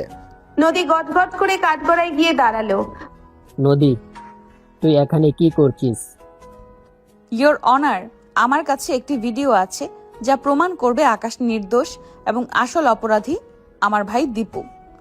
ভিডিওটি প্লে হতেই কোর্টরুমে পিনপতন নীরবতা। দীপুর চেহারা ফ্যাকাশে হয়ে গেল। আরমান সাহেব রাগে কাঁপতে কাঁপতে বেরিয়ে যেতে চাইলেন, কিন্তু পুলিশ তাকে আটকে দিল। প্রমাণের ভিত্তিতে আকাশকে সসম্মানে খালাস করা হলো এবং দীপুকে গ্রেপ্তারের নির্দেশ দেওয়া হলো। আকাশ কাঠগড়া থেকে নেমেই নদীকে জড়িয়ে ধরতে চাইল, কিন্তু আদালতের পরিবেশ দেখে হাত বাড়িয়ে শুধু নদীর ওড়নার খুঁটটা ধরল। নদী হাসি মুখে বলল, বাসায় চলেন মেকানিক সাহেব, উনুনটা কিন্তু আপনার জন্যই অপেক্ষা করছে। আকাশ আর নদী যখন তাদের ছোট ঘরে ফিরল, পাড়ার মানুষ তাদের ফুলের শুভেচ্ছা জানালো। নদী, আপনি এভাবে চোরের মতো দীপুর ঘরে কেন গিয়েছিলেন? যদি কিছু হয়ে যেত? আরে আমি তো রাজকন্যা, আমার 7 খুন মাফ। তার চেয়ে বরং এটা দেখেন, আমি আজ বিরিয়ানি রান্না করার চেষ্টা করেছি। 1 মিনিট, এটা বিরিয়ানি না খিচুড়ি? চালগুলো তো ভাতের মতো না হয় বিরিয়ানির মতো হয়ে গেছে। বেশি কথা বললে কিন্তু এই হালুয়াই খেতে হবে। আর শুনুন, কাল থেকে গ্যারেজ আবার খুলবে। আমি প্রথম কাস্টমার, আমার সাইকেলের চেনটা ঠিক করে দিতে হবে। আকাশ হো হো করে হেসে উঠল। তাদের এই ছোট ঘরটা যেন আবার প্রাণ ফিরে পেল। কিন্তু আরমান সাহেব জেলে বসেই নতুন চাল চালছেন। তিনি এবার ভাড়াতে খুনি লাগানোর পরিকল্পনা করছেন, কারণ আরমান সাহেব দমে যাওয়ার পাত্র নন। তিনি এবার বিদেশ থেকে দেশে আনলেন তার বড় ভাগ্নে আরশাদকে। আরশাদ দেখতে যেমন সুদর্শন, বুদ্ধিতে তেমনই ধূর্ত। সে শুধু ব্যবসায় বোঝে না, সে জানে কিভাবে মানুষের আবেগকে অস্ত্র হিসেবে ব্যবহার করতে হয়। আরমান সাহেব তাকে দায়িত্ব দিয়েছেন আকাশের জীবন বিষিয়ে দিয়ে নদীকে আবার ফিরিয়ে আনতে। সকালবেলা আকাশের গ্যারেজে ধুমধাম করে কাজ চলছে। আকাশ একটা পুরনো ইঞ্জিনের সাথে কুস্তি লড়ছে। এমন সময় সেখানে এক চকচকে সিলভার রঙের বিলাসবহুল গাড়ি এসে থামলো। গাড়ি থেকে নামলো আরশাদ। চোখে দামি সানগ্লাস, পরনে ইতালিয়ান স্যুট। আরশাদ গ্যারেজের চারপাশটা তাচ্ছিল্যের সাথে দেখে বলে, তো এই সেই বিখ্যাত মেকানিক আকাশ চৌধুরী? নদী যার জন্য রাজপ্রাসাদ ছেড়ে এই নর্দমায় এসে ডেরা বেঁধেছে। আকাশ হাতের গ্রিজ মুছতে মুছতে উঠে দাঁড়ালো। মেকানিক ঠিক আছে, কিন্তু জায়গাটা নর্দমা নয়। এটা আমার রুচি। আর আপনি কে? আরমান সাহেবের নতুন কোনো বেতনভুক্ত কর্মচারী? আমি আরমান সাহেবের ভাগ্নে আরশাদ।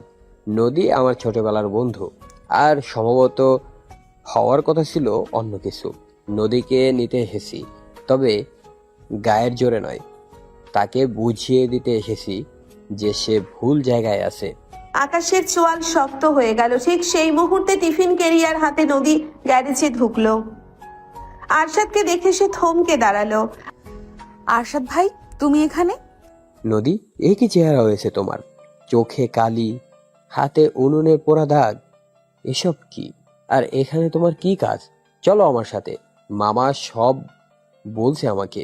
তিনি অনেক অনুতপ্ত। আকাশ আর চোখে নদীর দিকে তাকালো। তার মনে এক অজানা আশঙ্কায় মেঘ। নদী কি আরশাদের এই মায়াবী আহ্বানে সাড়া দেবে? কিন্তু আকাশকে অবাক করে দিয়ে নদী আরশাদকে সরাসরি না বলে দিল। কিন্তু আরশাদ নাছোড়বান্দা। সে আকাশের বাড়ির কাছেই একটা দামি ফ্ল্যাট ভাড়া নিল এবং প্রতিদিন নিয়ম করে আকাশের ঘরে মেহমান হয়ে আসতে শুরু করলো। নদীও না করতে পারে না। একদিন দুপুরে আকাশ বাসায় ফিরে দেখলো আরশাদ নদীর সাথে রান্নাঘরে বসে সবজি কাটছে। আকাশ মেজাজ খারাপ করে। ঘটনা কি? আমাদের ঘরে কি এখন কিচেন শোর শুটিং হচ্ছে নাকি? আরে আকাশ ভাই, নদী বলছিল সে আজ সর্ষে ইলিশ রাঁধবে, তাই ভাবলাম একটু হেল্প করি। তবে নদী, সর্ষে বাটাটা একটু বেশি হয়ে গেছে না? আরে না না, আকাশ একটু ঝাল আর কষা মাংস পছন্দ করে। আরশাদ ভাই, তুমি বরং ডাইনিং এ গিয়ে বসো। আকাশ দেখলো আরশাদ তার ঘরে এসে তারই সিংহাসনে, অর্থাৎ সেই পুরনো মোড়াটাতে বসতো, সেটাতে বসে আছে। আকাশের খুব ইচ্ছে হলো আরশাদের ওই দামি স্যুটে এক বালতি গ্রিজ ঢেলে দিতে। আকাশ নদীকে আড়ালে ডেকে বলল, নদী, এই লোকটা সারাদিন আমাদের ঘাড়ের উপর বসে থাকে কেন? ও কি আরমান ডিলার কোনো খাস কামরা নাকি? আরে আকাশ, ওকে নিয়ে চিন্তা করো না তো, ও তো মেহমান। আর তাছাড়া ও বলেছে বাবার হার্টের অবস্থা নাকি ভালো না। আমি একটু চিন্তায় আছি। তিনি অন্যায় করেছেন ঠিক, কিন্তু তার সাজা তো মৃত্যু হতে পারে না। আমি ঘৃণায় বাবার কাছে যাই না, তবে আরশাদ ভাইয়ার কাছে খোঁজটা পাই। আর উনি তো খারাপ নন, ওনাকে কি করে বের হয়ে যেতে বলি? আকাশ বুঝলো আরশাদ আসলে ইমোশনাল ব্ল্যাকমেল শুরু করেছে। আকাশ ভাবলো নদীকে কিছু বললে আর লাভ হবে না। আরশাদকে শিক্ষা দেওয়ার জন্য আকাশ এক নতুন পরিকল্পনা করলো। পরদিন সে নদীকে বলল, চলুন আজ আমরা ডেটিংয়ে যাই। নদী তো অবাক। গ্যারেজ ফেলে ডেটিং? সূর্য কি আজ পশ্চিম দিকে উঠলো? আকাশ নদীকে নিয়ে তার পুরনো খটখটে মোটর সাইকেলে বসালো। পেছনে বসে নদী আকাশের কাঁধ শক্ত করে ধরলো। আকাশ ইচ্ছে করে বাইকটা আরশাদের ফ্ল্যাটের সামনে দিয়ে বারবার হর্ন বাজিয়ে নিয়ে গেল। তারা গেল এক খোলা মাঠের ধারে ফুচকার দোকানে।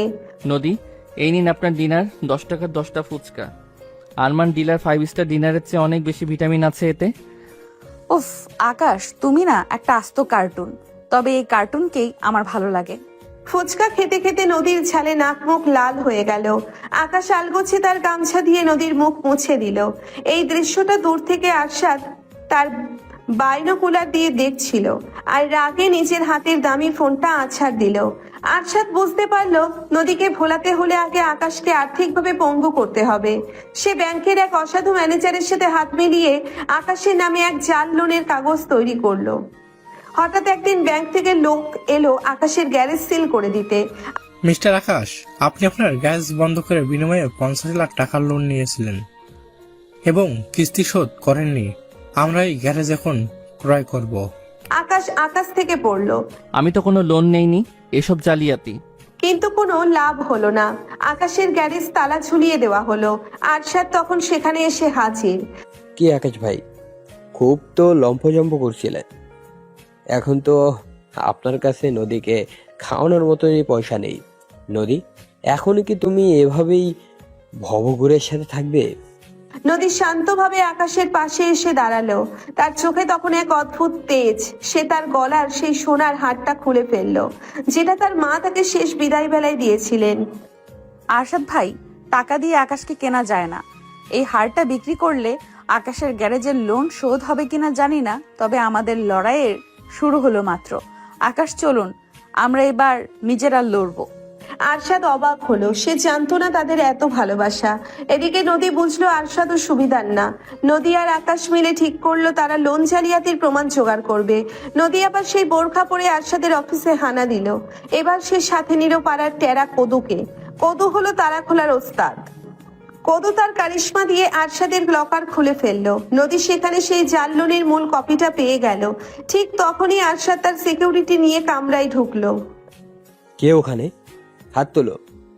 নদী আর কদু টেবিলের নিচে লুকিয়ে পড়লো। আরশাদ সন্দেহবশত টেবিলের নিচে উকি দিতে কদু এক গাদা গোলমরিচের গুঁড়ো আরশাদের নাকে ছিটিয়ে দিল। আচ্ছা। সেই সুযোগ নদী আর কদু জানালা দিয়ে লাফিয়ে পালালো। আরশাদ হাসতে হাসতে ফ্লোরে গড়াগড়ি খেতে লাগলো। পরদিন সকালে আকাশ আর নদী ব্যাংকের হেড অফিসে গিয়ে সেই জালিয়াতির প্রমাণ পেশ করলো। আরশাদের জালিয়াতি ধরা পড়ে গেল। পুলিশ আরশাদকে গ্রেফতার করতে এলে সে পালানোর চেষ্টা করলো। আকাশ তার মেকানিক স্টাইলে এক বড় রেঞ্জ ছুঁড়ে মারলো আরশাদের পায়ে। আরশাদ মুখ থুবড়ে পড়লো। আরশাদ সাহেব, মেকানিকের রেঞ্জ শুধু নাট বল্টু খোলে না, শয়তানের হাড়ও ভেঙে দেয়। সব শেষে আকাশ আর নদী আবার তাদের সেই ছোট ঘরে ফিরে এলো। আকাশ, আমি অনেক বড় ভুল করেছি আপনার কথা না শুনে। সেজন্যই সেদিন যখন আমার কাছ থেকে চুড়ি চেয়েছিলে রাগ করে কিনে দেইনি। এখন তো আর আরশাদ নেই, এবার তো আমাকে সেই রেশমি চুড়িগুলো কিনে দেবেন। চুড়ি? আমি তো ভেবেছিলাম আপনার জন্য এক জোড়া লোহার চুড়ি বানাবো, যাতে আমাকে ছেড়ে কোথাও না যেতে পারেন। নদী হাসি মুখে আকাশের বুকে মাথা রাখলো। বাইরে তখন ঝুম বৃষ্টি নামছে। তাদের এই ছোট্ট ঘরটা যেন আবার ভালোবাসার ছন্দে মেতে উঠল। কিন্তু আরমান সাহেব তখনও জেলের ভেতর থেকে নতুন কোনো ফন্দি আঁটছেন। আকাশ গ্যারেজে একটি ইঞ্জিনের নাটবল্টু নিয়ে ব্যস্ত ছিল। গ্যারেজের সামনে একটি দামি কালো রঙের অডি এসে থামলো। গাড়ি থেকে নামলো শার্লিন, ছোট স্কার্ট আর স্লিভলেস টপস, ঠোঁটে কড়া লাল লিপস্টিক। শার্লিন ধীর পায়ে আকাশের সামনে এসে দাঁড়ালো। সে আর আকাশ দুজনেই মাত্র 23 থেকে 25 বছরের তরুণ তরুণী। আকাশ, কে? এখনো সেই পুরনো দিনের মতো গ্যারেজের ময়লা মেখে আছো? আমাকে কি চিনতে পারছো না? আকাশের হাত থেকে রেঞ্জটা নিচে পড়ে গেল। সে পাথরের মতো দাঁড়িয়ে রইল। শার্লিন, তুমি এখানে কেন? তুমি না বিদেশে গিয়েছিলে? শার্লিন আকাশের কাছে এসে তার গালে হাত দিয়ে বলল, ভুল মানুষের কাছে মায়া খুঁজেছিলাম আকাশ, শেষে বুঝলাম তোমার এই পাগলামিটাই ছিল পৃথিবীর সবচেয়ে খাঁটি জিনিস।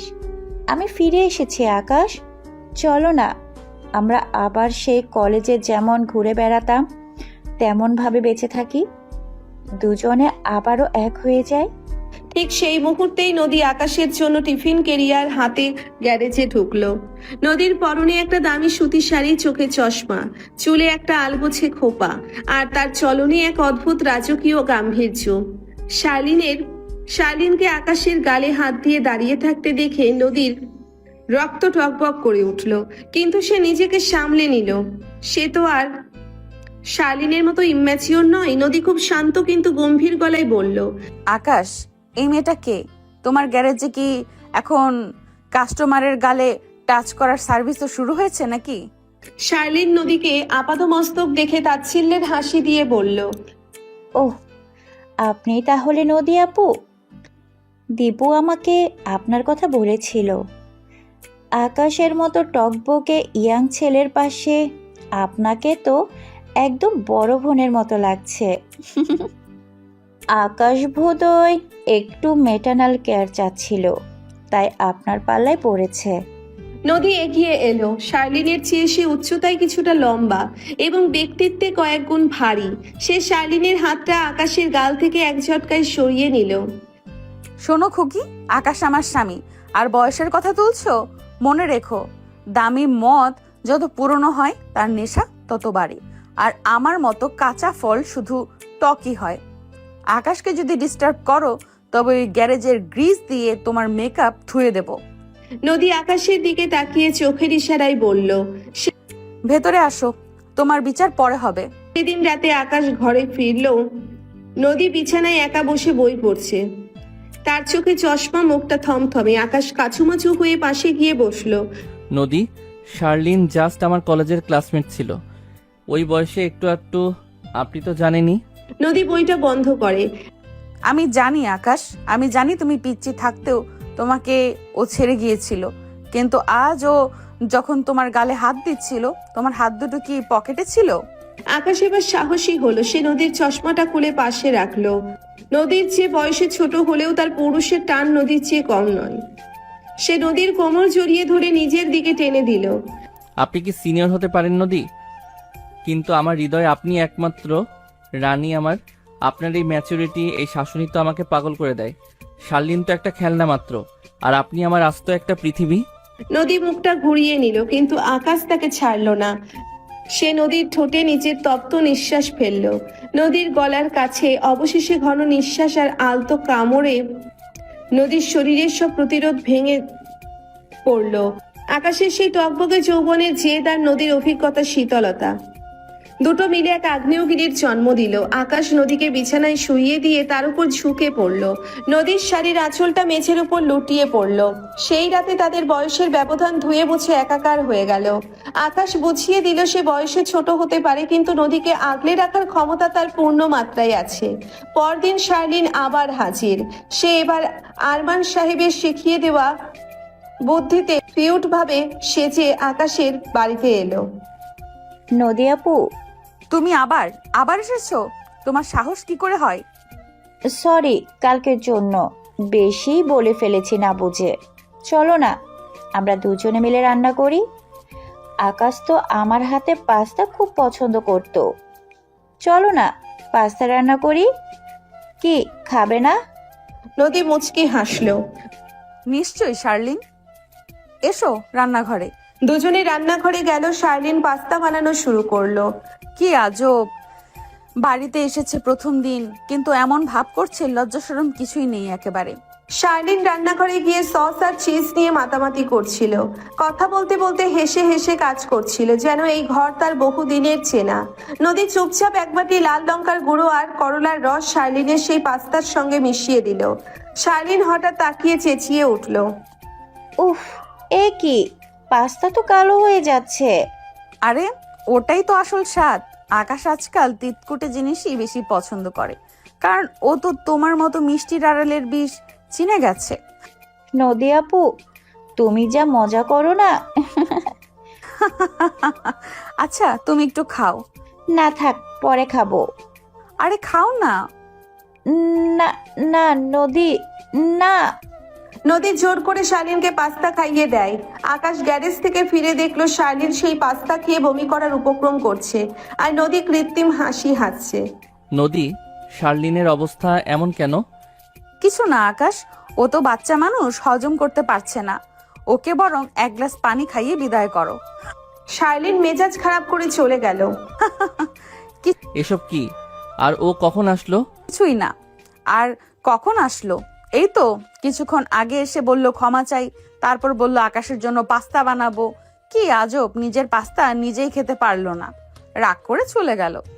তুমি না নদী আস্তা একটা ফাজিল, নিশ্চিত কিছু করেছো? কিছু করিনি, চলো ঘরে চলো, খাবার খাবে। শার্লিন তো দমে যাওয়ার পাত্রী নয়। সে একদিন একান্তে আকাশকে গ্যারেজে পেয়ে তার শরীরে আবেদনের মাধ্যমে আকাশকে প্রলুব্ধ করার চেষ্টা করলো। সে ইচ্ছে করে তার জমার বোতাম খুলে দিল। আকাশ দেখো না, আমি এখনো সে আগের মতোই আছি। ওই বড় আপুটার কাছে তুমি কি পাও? আমার কাছে আসো, চলো আমরা আজ দুজনে। সে আকাশের একদম কাছে এসে তার বুকে মাথা রাখলো। আকাশ এবার আর চুপ থাকলো না, সে শার্লিনকে এক ঝটকায় সরিয়ে দিল। শার্লিন, তুমি ভুল করেছো। নদী আমার স্ত্রী, আমার অভিভাবক, আমার সব পায়ের নখের যোগ্য তুমি নাও। আরমান সাহেব তোমাকে কত টাকা দিয়েছে বলো তো? তার কথাতেই এসব করছো তাই না? এই গ্যারেজ থেকে এখনই বের হও, না হলে আমি পুলিশ ডাকবো। না আকাশ, তুমি ভুল বুঝছো। তখনই নদী সজোরে গ্যারেজের গেট খুলে ঢুকলো। তার হাতে স্মার্টফোন, যাতে শার্লিনের সব কুকীর্তি রেকর্ড হয়ে গেছে। কি হলো শার্লিন? মেকানিককে পটাতে এসে নিজে লিক হয়ে গেলে? আকাশ ছোট হতে পারে, কিন্তু ও জানে আসল হীরা আর কাচের তফাৎ কি।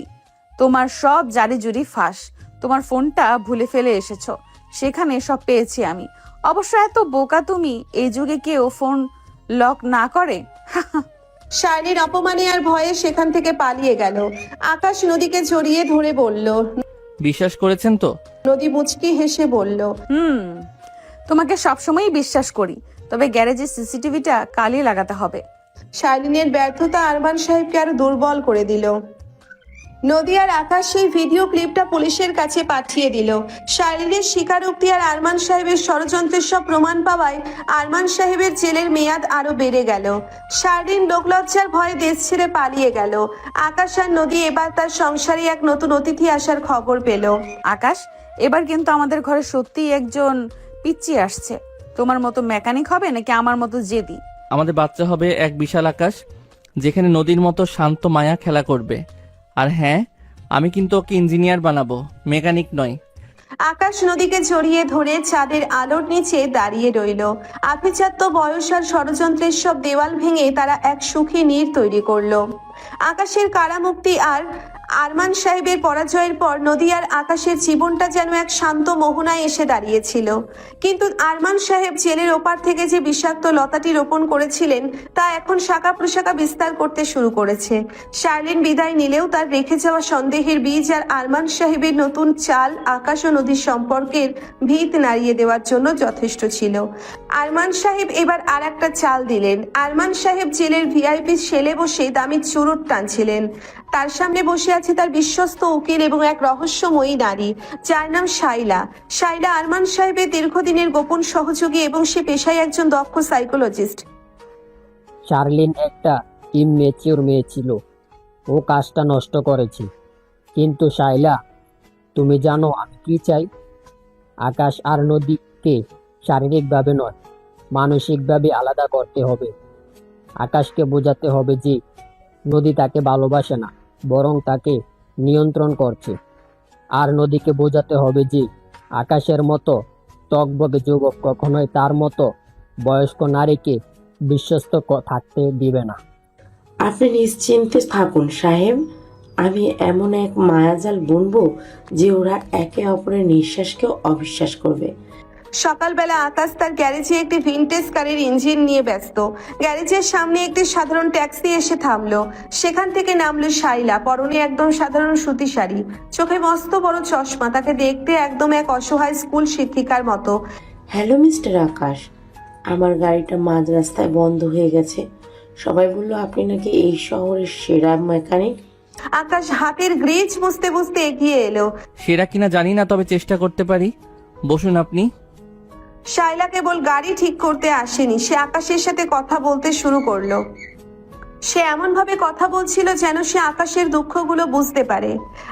আকাশ সাহেব, আপনার মতো প্রতিভাবান ছেলে কেন এই গ্যারেজে পড়ে আছেন? আপনার স্ত্রী তো অনেক বড় লোক, যতটুকু জানি। আপনি কি করে জানেন? শহরের সবচেয়ে বড় ব্যবসায়ী মেয়ে আপনার ওয়াইফ। আপনাদের কাহিনী তো সকলেই জানে। যাই হোক, তিনি কি আপনাকে বড় কোনো শোরুম করে দিতে পারতেন না, নাকি তিনি চান আপনি এভাবে ছোট হয়ে থাকুন যাতে তিনি আপনাকে ডমিনেট করতে পারেন? আকাশের মনে এই কথাটা তীরের মতো বিঁধলো। নদী মাঝে মাঝে তাকে গ্যারেজের কাজটা গুরুত্ব দিয়ে করতে বলতো, না হলে কোনো ব্যবসা, কিন্তু আকাশ সেটাকে ভালোবাসা মনে করত। আজ শাইলার কথাই তার মনে প্রথমবার সন্দেহের উকি দিল। নদী কি সত্যিই তাকে নিয়ন্ত্রণ করছে? শাইলা আরো কিছু বলে গাড়ি ঠিক করিয়ে চলে যায়। সেদিন রাতে আকাশ যখন বাসায় ফিরল, তার মেজাজ কিছুটা খিটখিটে। নদী পরম মমতায় আকাশের জন্য তার প্রিয় ভুনা খিচুড়ি আর ডিম ভাজা করে অপেক্ষা করছিল। আকাশ, এত দেরি হলো যে? এসো, ফ্রেশ হয়ে খেয়ে নাও। নদী, আপনি কি আসলেও চান আমি জীবনে বড় হই, নাকি আপনি তো আমি এই গ্যারেজে পড়ে থাকি যাতে আপনার টাকায় অহংকারটা টিকে থাকে? নদী স্তব্ধ হয়ে গেল। এসব কি বলছো আকাশ? আমি তো সবসময় তোমার ভালোর জন্যই বলি। ভালোর জন্য নাকি ডমিনেট করার জন্য? আপনি আমার চেয়ে বয়সে বড় হতে পারেন, কিন্তু আমি আপনার পালিত সন্তান নই, আমি আপনার স্বামী। নদী রাগে আর অভিমানে ফেটে পড়ল। সে ধপাস করে টেবিলের ওপর থেকে পানির গ্লাসটা ফেলে দিল।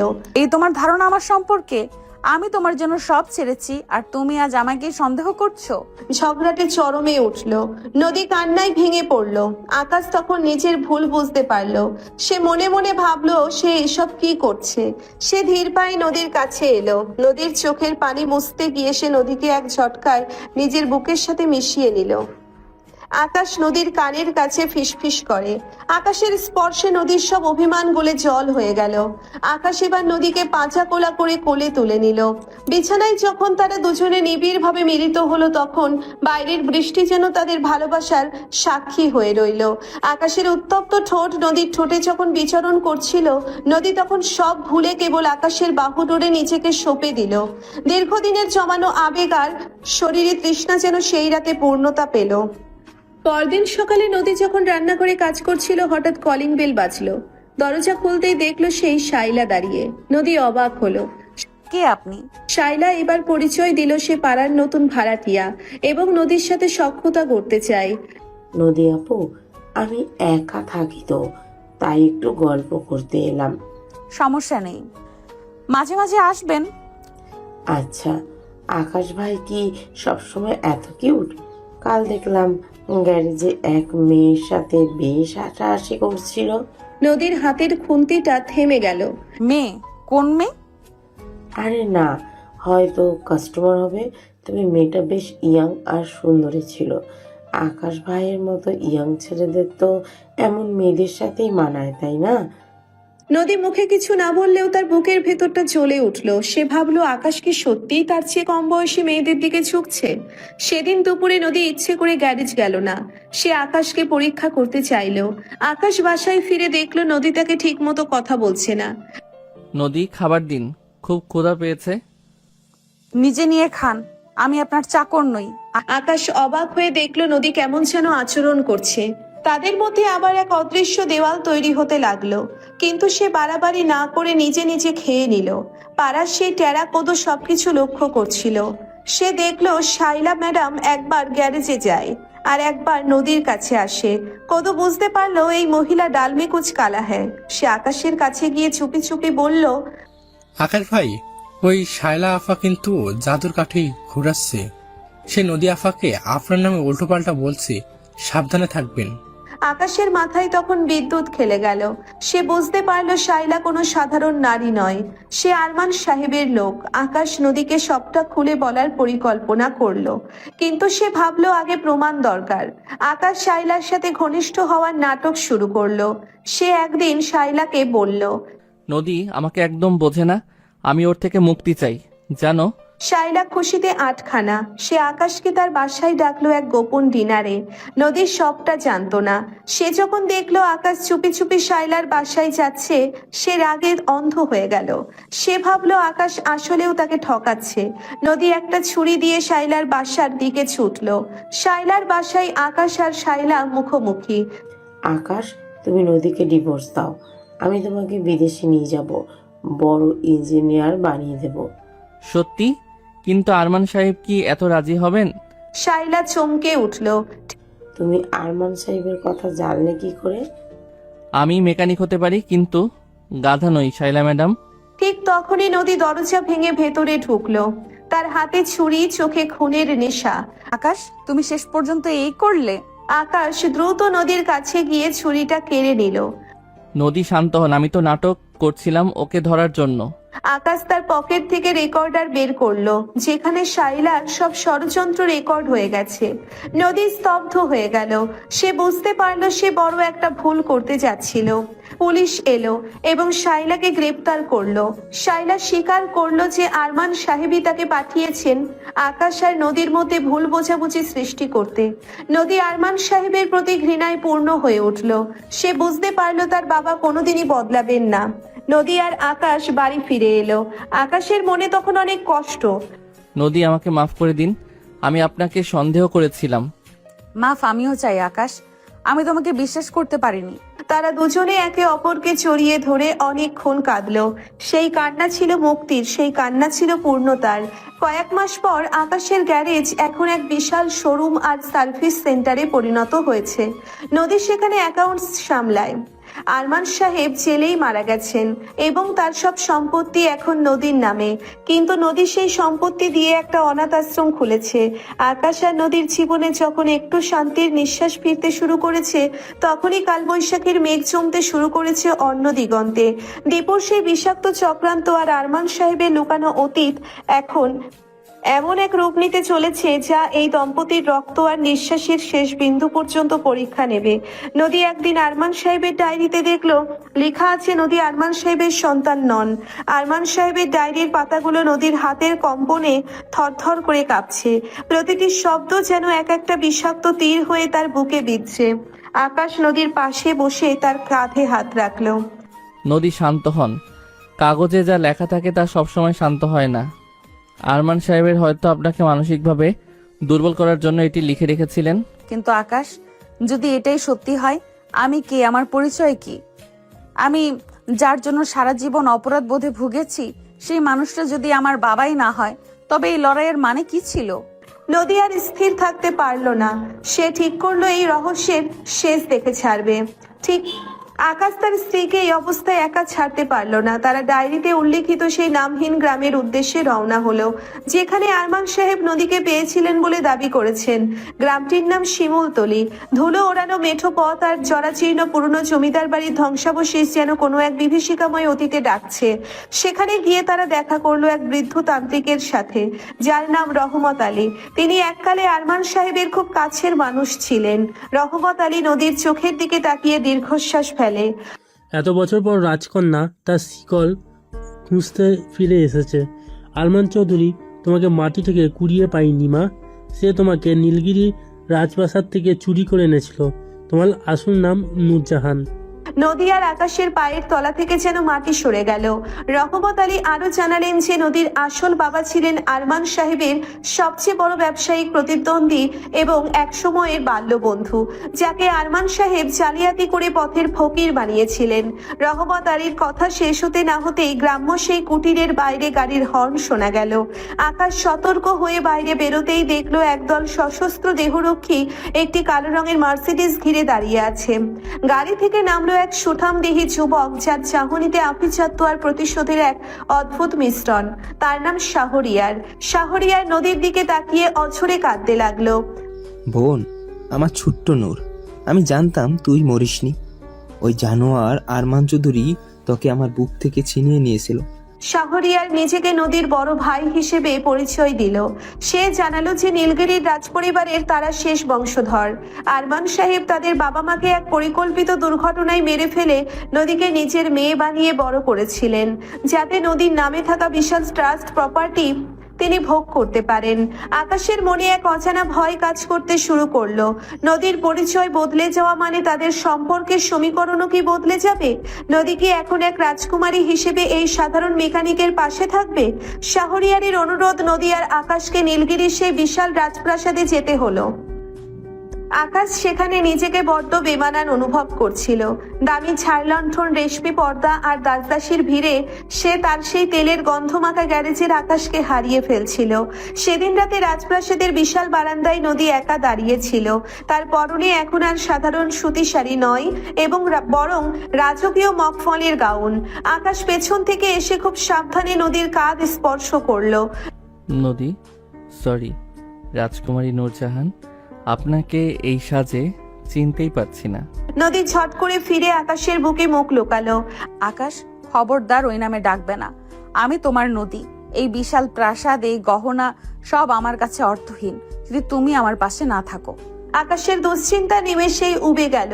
সে নদীকে এক নিবিড় আলিঙ্গনে জড়িয়ে ধরলো। প্রাসাদের নির্জনতায় চাঁদের আলোয় নিচে তাদের রোম্যান্স এক নতুন মাত্রা পেল। আকাশ নদীর চিবু কুচিয়ে তার ঠোঁটে এক দীর্ঘ তৃষ্ণার্ত চুমু আঁকলো। নদীর শরীরে বিদ্যুৎ খেলে গেল। সে আকাশের শার্টের বোতামগুলো খোলার চেষ্টায় মত্ত হলো। সেই রাতে রাজপ্রাসাদের বিলাসিতার মাঝেও তারা একে অপরের আদিম প্রেমে ডুবে গেল। আকাশ বুঝিয়ে দিল, নদী রাজকুমারী হোক বা সাধারণ মেয়ে, সে চিরকাল আকাশের হৃদস্পন্দন হয়েই থাকবে। পরদিন সকালে আকাশ লক্ষ্য করলো শাহরিয়ারের আচরণে কিছু অস্বাভাবিকতা। সে নদীর প্রতি যতটা আন্তরিক, আকাশের প্রতি ততটাই শীতল। আকাশ চুপি চুপি কদুকে খবর পাঠালো শাহরিয়ারের অতীত ঘাটার জন্য।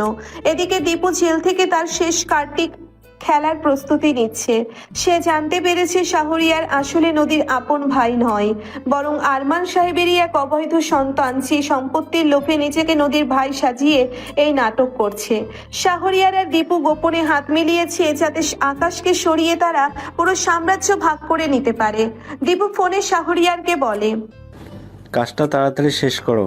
নদীকে ইমোশনাল ব্ল্যাকমেল করে সব পেপার সই করিয়ে নাও, আর ওই মেকানিককে আমি নিজেই হাতে খতম করব। রাজপ্রাসাদে একটি বড় ভোজের আয়োজন করা হলো। শাহরিয়ার আকাশকে গ্লাসে এক বিশেষ ধরনের স্লো পয়জন মিশিয়ে দিল। আকাশ সেটা না জেনেই পান করতে যাচ্ছিল, কিন্তু ঠিক সেই মুহূর্তে কদু এক পাগলের বেশে প্রাসাদে ঢুকে পড়ল। আকাশ ভাই, ওটা খাবেন না, ওটা শরবত নয়, ওটা যমরাজার ইনভিটেশন কার্ড।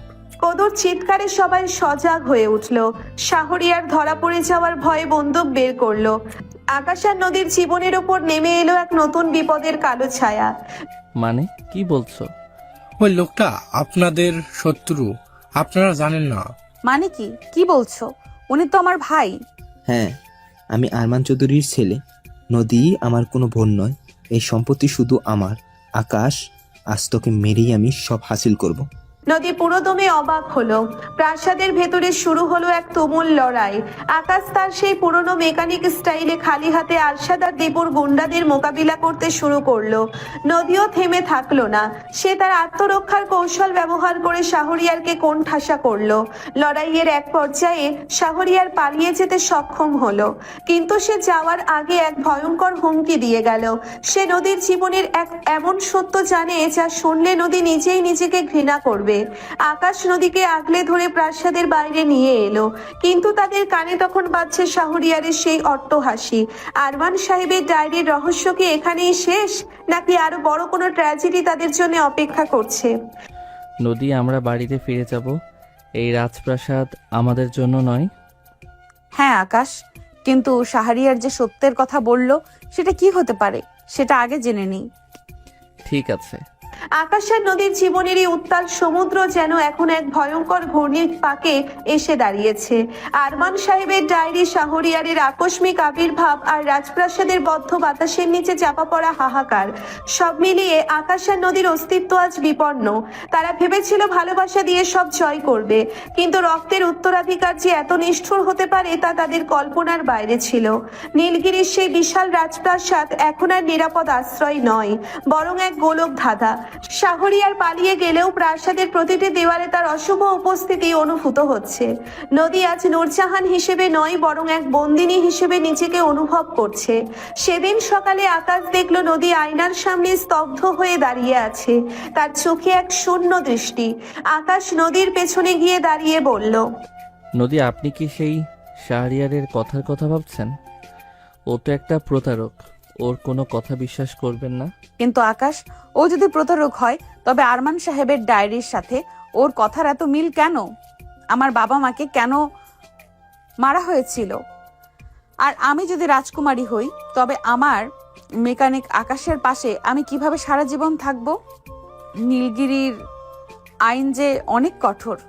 আকাশ নদীর হাত দুটো নিজের হাতের মুঠোর ভেতর নিল।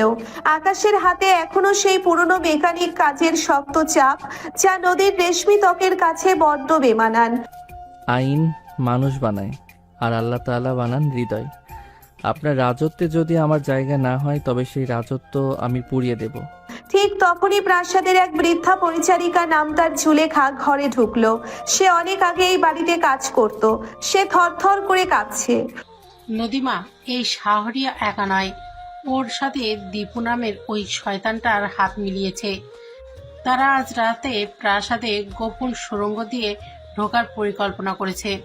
আর আর একটা কথা, শাহরিয়ার যে সত্যিটা লুকিয়েছে সেটা হলো আপনার আসল বাবা নীলগিরির রাজা এখনো বেঁচে আছেন, তবে তিনি বন্দী। আকাশ আর নদীর পায়ের নিচ থেকে মাটি সরে গেল। রাজা বেঁচে আছেন? তবে শাহরিয়ার কে? আরমান সাহেবের সেই ডায়েরিতে তবে কি সব সত্য ছিল না? রাত তখন গভীর। আকাশ আর নদী জুলেখার দেওয়া তথ্য অনুযায়ী প্রাসাদের ভূগর্ভস্থ সুড়ঙ্গের দিকে রওনা হলো। সাথে আছে তাদের বিশ্বস্ত কদু, যে এখন গ্যারেজের মেকানিক থেকে এক দক্ষ গোয়েন্দা হয়ে উঠেছে। সুড়ঙ্গের ভেতরটা স্যাঁতসেঁতে আর ঘুটঘুটে অন্ধকার। মশাল জ্বালিয়ে তারা যখন এগোচ্ছিল তখন বাতাসের শাঁ শাঁ শব্দ তাদের পিলে চমকে দিচ্ছিল।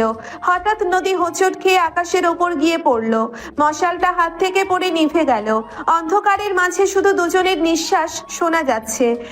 নদী, আপনি ঠিক আছেন? আমি ভয় পাচ্ছি আকাশ, মনে হচ্ছে কেউ আমাদের দেখছে। আকাশ অন্ধকারে হাতড়ে নদীকে নিজের বুকের সাথে লেপ্টে ধরল। সেই নিস্তব্ধ সুড়ঙ্গে নদীর হৃদস্পন্দন আকাশের কানে ড্রাম বাজানোর মতো মনে হচ্ছিল। আকাশের তপ্ত নিঃশ্বাস নদীর কপালে লাগতেই নদীর ভয় কিছুটা ফিকে হয়ে এলো। আকাশ, যদি আমরা এখান থেকে না ফিরতে পারি? তবে এই অন্ধকারেই আমি আপনার সাথে বিলীন হয়ে যাব। আকাশের বলিষ্ঠ হাত দুটো নদীর কোমর পেঁচিয়ে ধরলো। অন্ধকার যখন দেখার কিছু নেই তখন স্পর্শই হয়ে উঠল একমাত্র ভাষা। আকাশ নদীর ভেজা ঠোঁটের উপর নিচের ঠোঁট চেপে ধরল। সেই গভীর চুম্বনে ছিল হারানো দিনের স্মৃতি আর আগামীর অনিশ্চয়তা। নদীর শরীরের নমনীয়তা আর আকাশের শরীরের কাঠিন্য মিলেমিশে একাকার হয়ে গেল। সুড়ঙ্গের সেই ভয়ঙ্কর পরিবেশও তাদের রোম্যান্স আগ্নেয়গিরির লাভার মতো ফুটতে লাগলো। দীর্ঘ সময় ধরে চলা সেই শরীরে তৃষ্ণা যেন মৃত্যুকেও চ্যালেঞ্জ জানাচ্ছিল। হঠাৎ দূরে কদুর চিৎকার শোনা গেল। আকাশ ভাই, এদিকে দেখেন, একটা লোহার দরজা। লোহার দরজাটা ভেঙে আকাশ আর নদী ভেতরে ঢুকলো। সেখানে এক জরাজীর্ণ ঘরে শেকল দিয়ে বাঁধা এক বৃদ্ধ মানুষ। তার লম্বা সাদা দাড়ি আর শীর্ণ দেহ দেখে মনে হচ্ছে তিনি যুগের পর যুগ সূর্যের আলো দেখেননি। বাবা, আপনি কি আমার বাবা? বৃদ্ধ মানুষটি চোখ মেললেন। নদীর মুখটা দেখে তার দু চোখ বেয়ে জল গড়িয়ে পড়ল। নূর, আমার মা নূর, ফিরে এসছো? আরমান আমাকে মারতে পারেনি, সে আমাকে এই অন্ধকারে পচিয়ে মারতে চেয়েছিল। ঠিক তখনই অট্ট হাসি দিয়ে সুড়ঙ্গের ভেতরে ঢুকলো দীপু আর শাহরিয়ার। দীপুর হাতে AK-47 আর শাহরিয়ারের হাতে এক বোতল অ্যাসিড। কি রোমান্টিক দৃশ্য, বাপ বেটের মিলন। কিন্তু এই মিলন স্থায়ী হবে না আকাশ।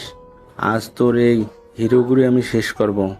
তোর এই রাজকুমারীর বউয়ের মুখে অ্যাসিড ঢাললে কেমন লাগবে রে? আকাশ বিদ্যুৎ গতিতে সামনে এসে দাঁড়ালো। দীপু, শয়তানি অনেক হয়েছে, আজ তোর আর আমার ফয়সালা হবে। শুরু হলো এক বিভীষিকাময় লড়াই। সুরঙ্গের সেই অল্প জায়গায় আকাশ একাই শাহরিয়ার আর দীপুর গুন্ডাদের সাথে লড়তে লাগলো। কদু তার পকেটে থাকা গ্রিজ আর মোবিল গুন্ডাদের চোখের উপর ছুঁড়ে মারলো। আকাশ এক ঝটকায় দীপুর হাত থেকে বন্দুকটা কেড়ে নিল। লড়াইয়ের এক পর্যায়ে শাহরিয়ার নদীর দিকে অ্যাসিড ছুঁড়তে গেলে আকাশ নিজের পিঠ বাড়িয়ে দিল। অ্যাসিড আকাশের পিঠের একপাশে ঝলসে দিল। আকাশের গগনবিদারী চিৎকার সুরঙ্গে প্রতিধ্বনিত হলো। আকাশ নদী রাগে অগ্নিকন্যা হয়ে উঠল। সে পাশের একটি বড় পাথর তুলে শাহরিয়ারের মাথায় সজোরে আঘাত করলো। শাহরিয়ার রক্তাক্ত হয়ে মাটিতে পড়ে গেল। পুলিশ আর কদুর আনা সাহায্য তখন সুরঙ্গে ঢুকে পড়েছে। দীপুকে আবার হাতকড়া পরানো হলো। কয়েক মাস পর নীলগিরির রাজা আবার তার সিংহাসন ফিরে পেয়েছেন।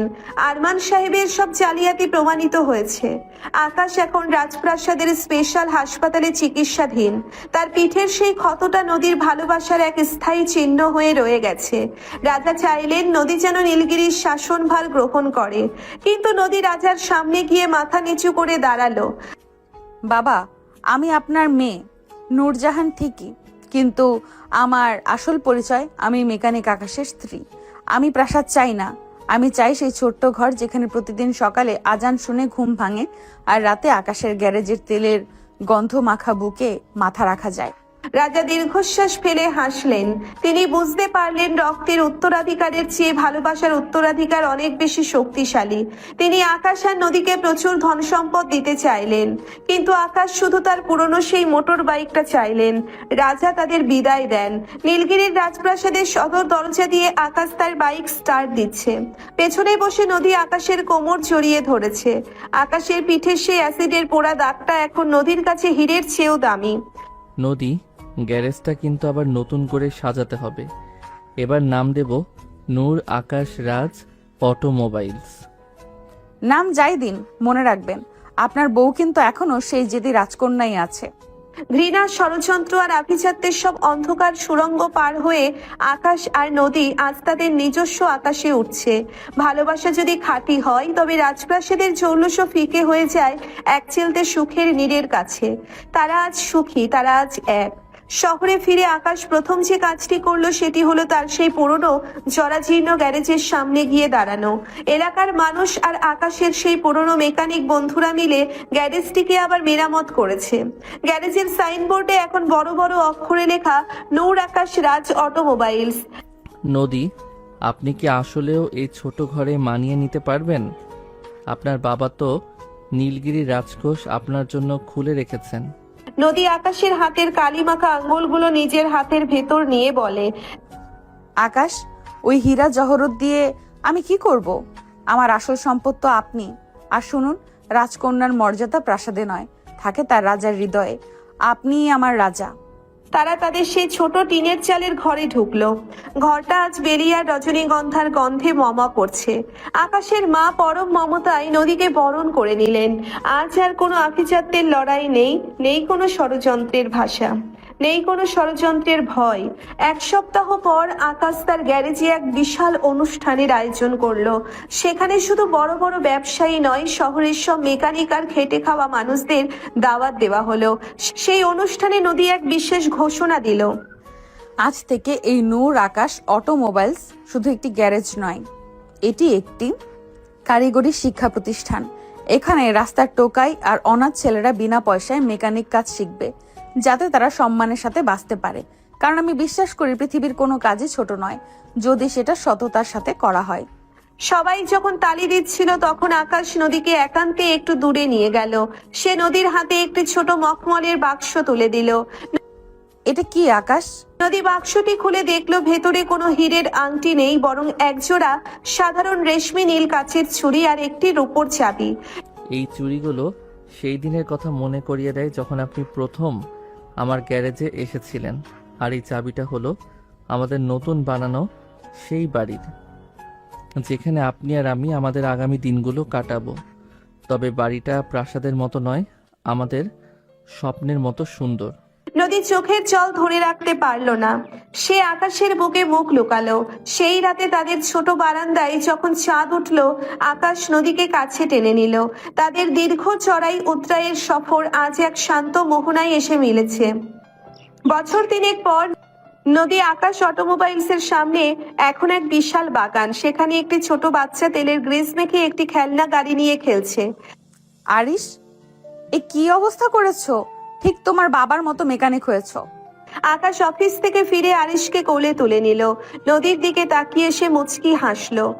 নদী, আপনি যাই বলেন, আমাদের ছেলেও কিন্তু রাজকীয় মেকানিক হবে। নদী হাসলো। সে আকাশের কাঁধে মাথা রেখে সূর্যাস্তের দিকে তাকিয়ে রইল। তাদের জীবনের ঘৃণা এসেছিল, ষড়যন্ত্র এসেছিল, এমনকি রক্তের সম্পর্কে টানাপোড়েনও এসেছিল, কিন্তু তারা একে অপরের হাত ছাড়েনি। ভালোবাসা যখন আভিজাত্যের দেওয়াল ভেঙে দেয়, তখন জীবন এক সুন্দর কাব্যে পরিণত হয়। নীলগিরির সেই রাজকন্যা আর শহরের সেই সাধারণ মেকানিকের গল্প আজ মানুষের মুখে মুখে ফেরে। তারা প্রমাণ করেছে যে মানুষ তার জন্ম দিয়ে নয়, বরং তার কর্ম আর ভালোবাসা দিয়ে শ্রেষ্ঠত্ব অর্জন করে। আকাশ আর নদী আজ শুধু একটি দম্পতি নয়, তারা এক অমর প্রেমের প্রতিচ্ছবি।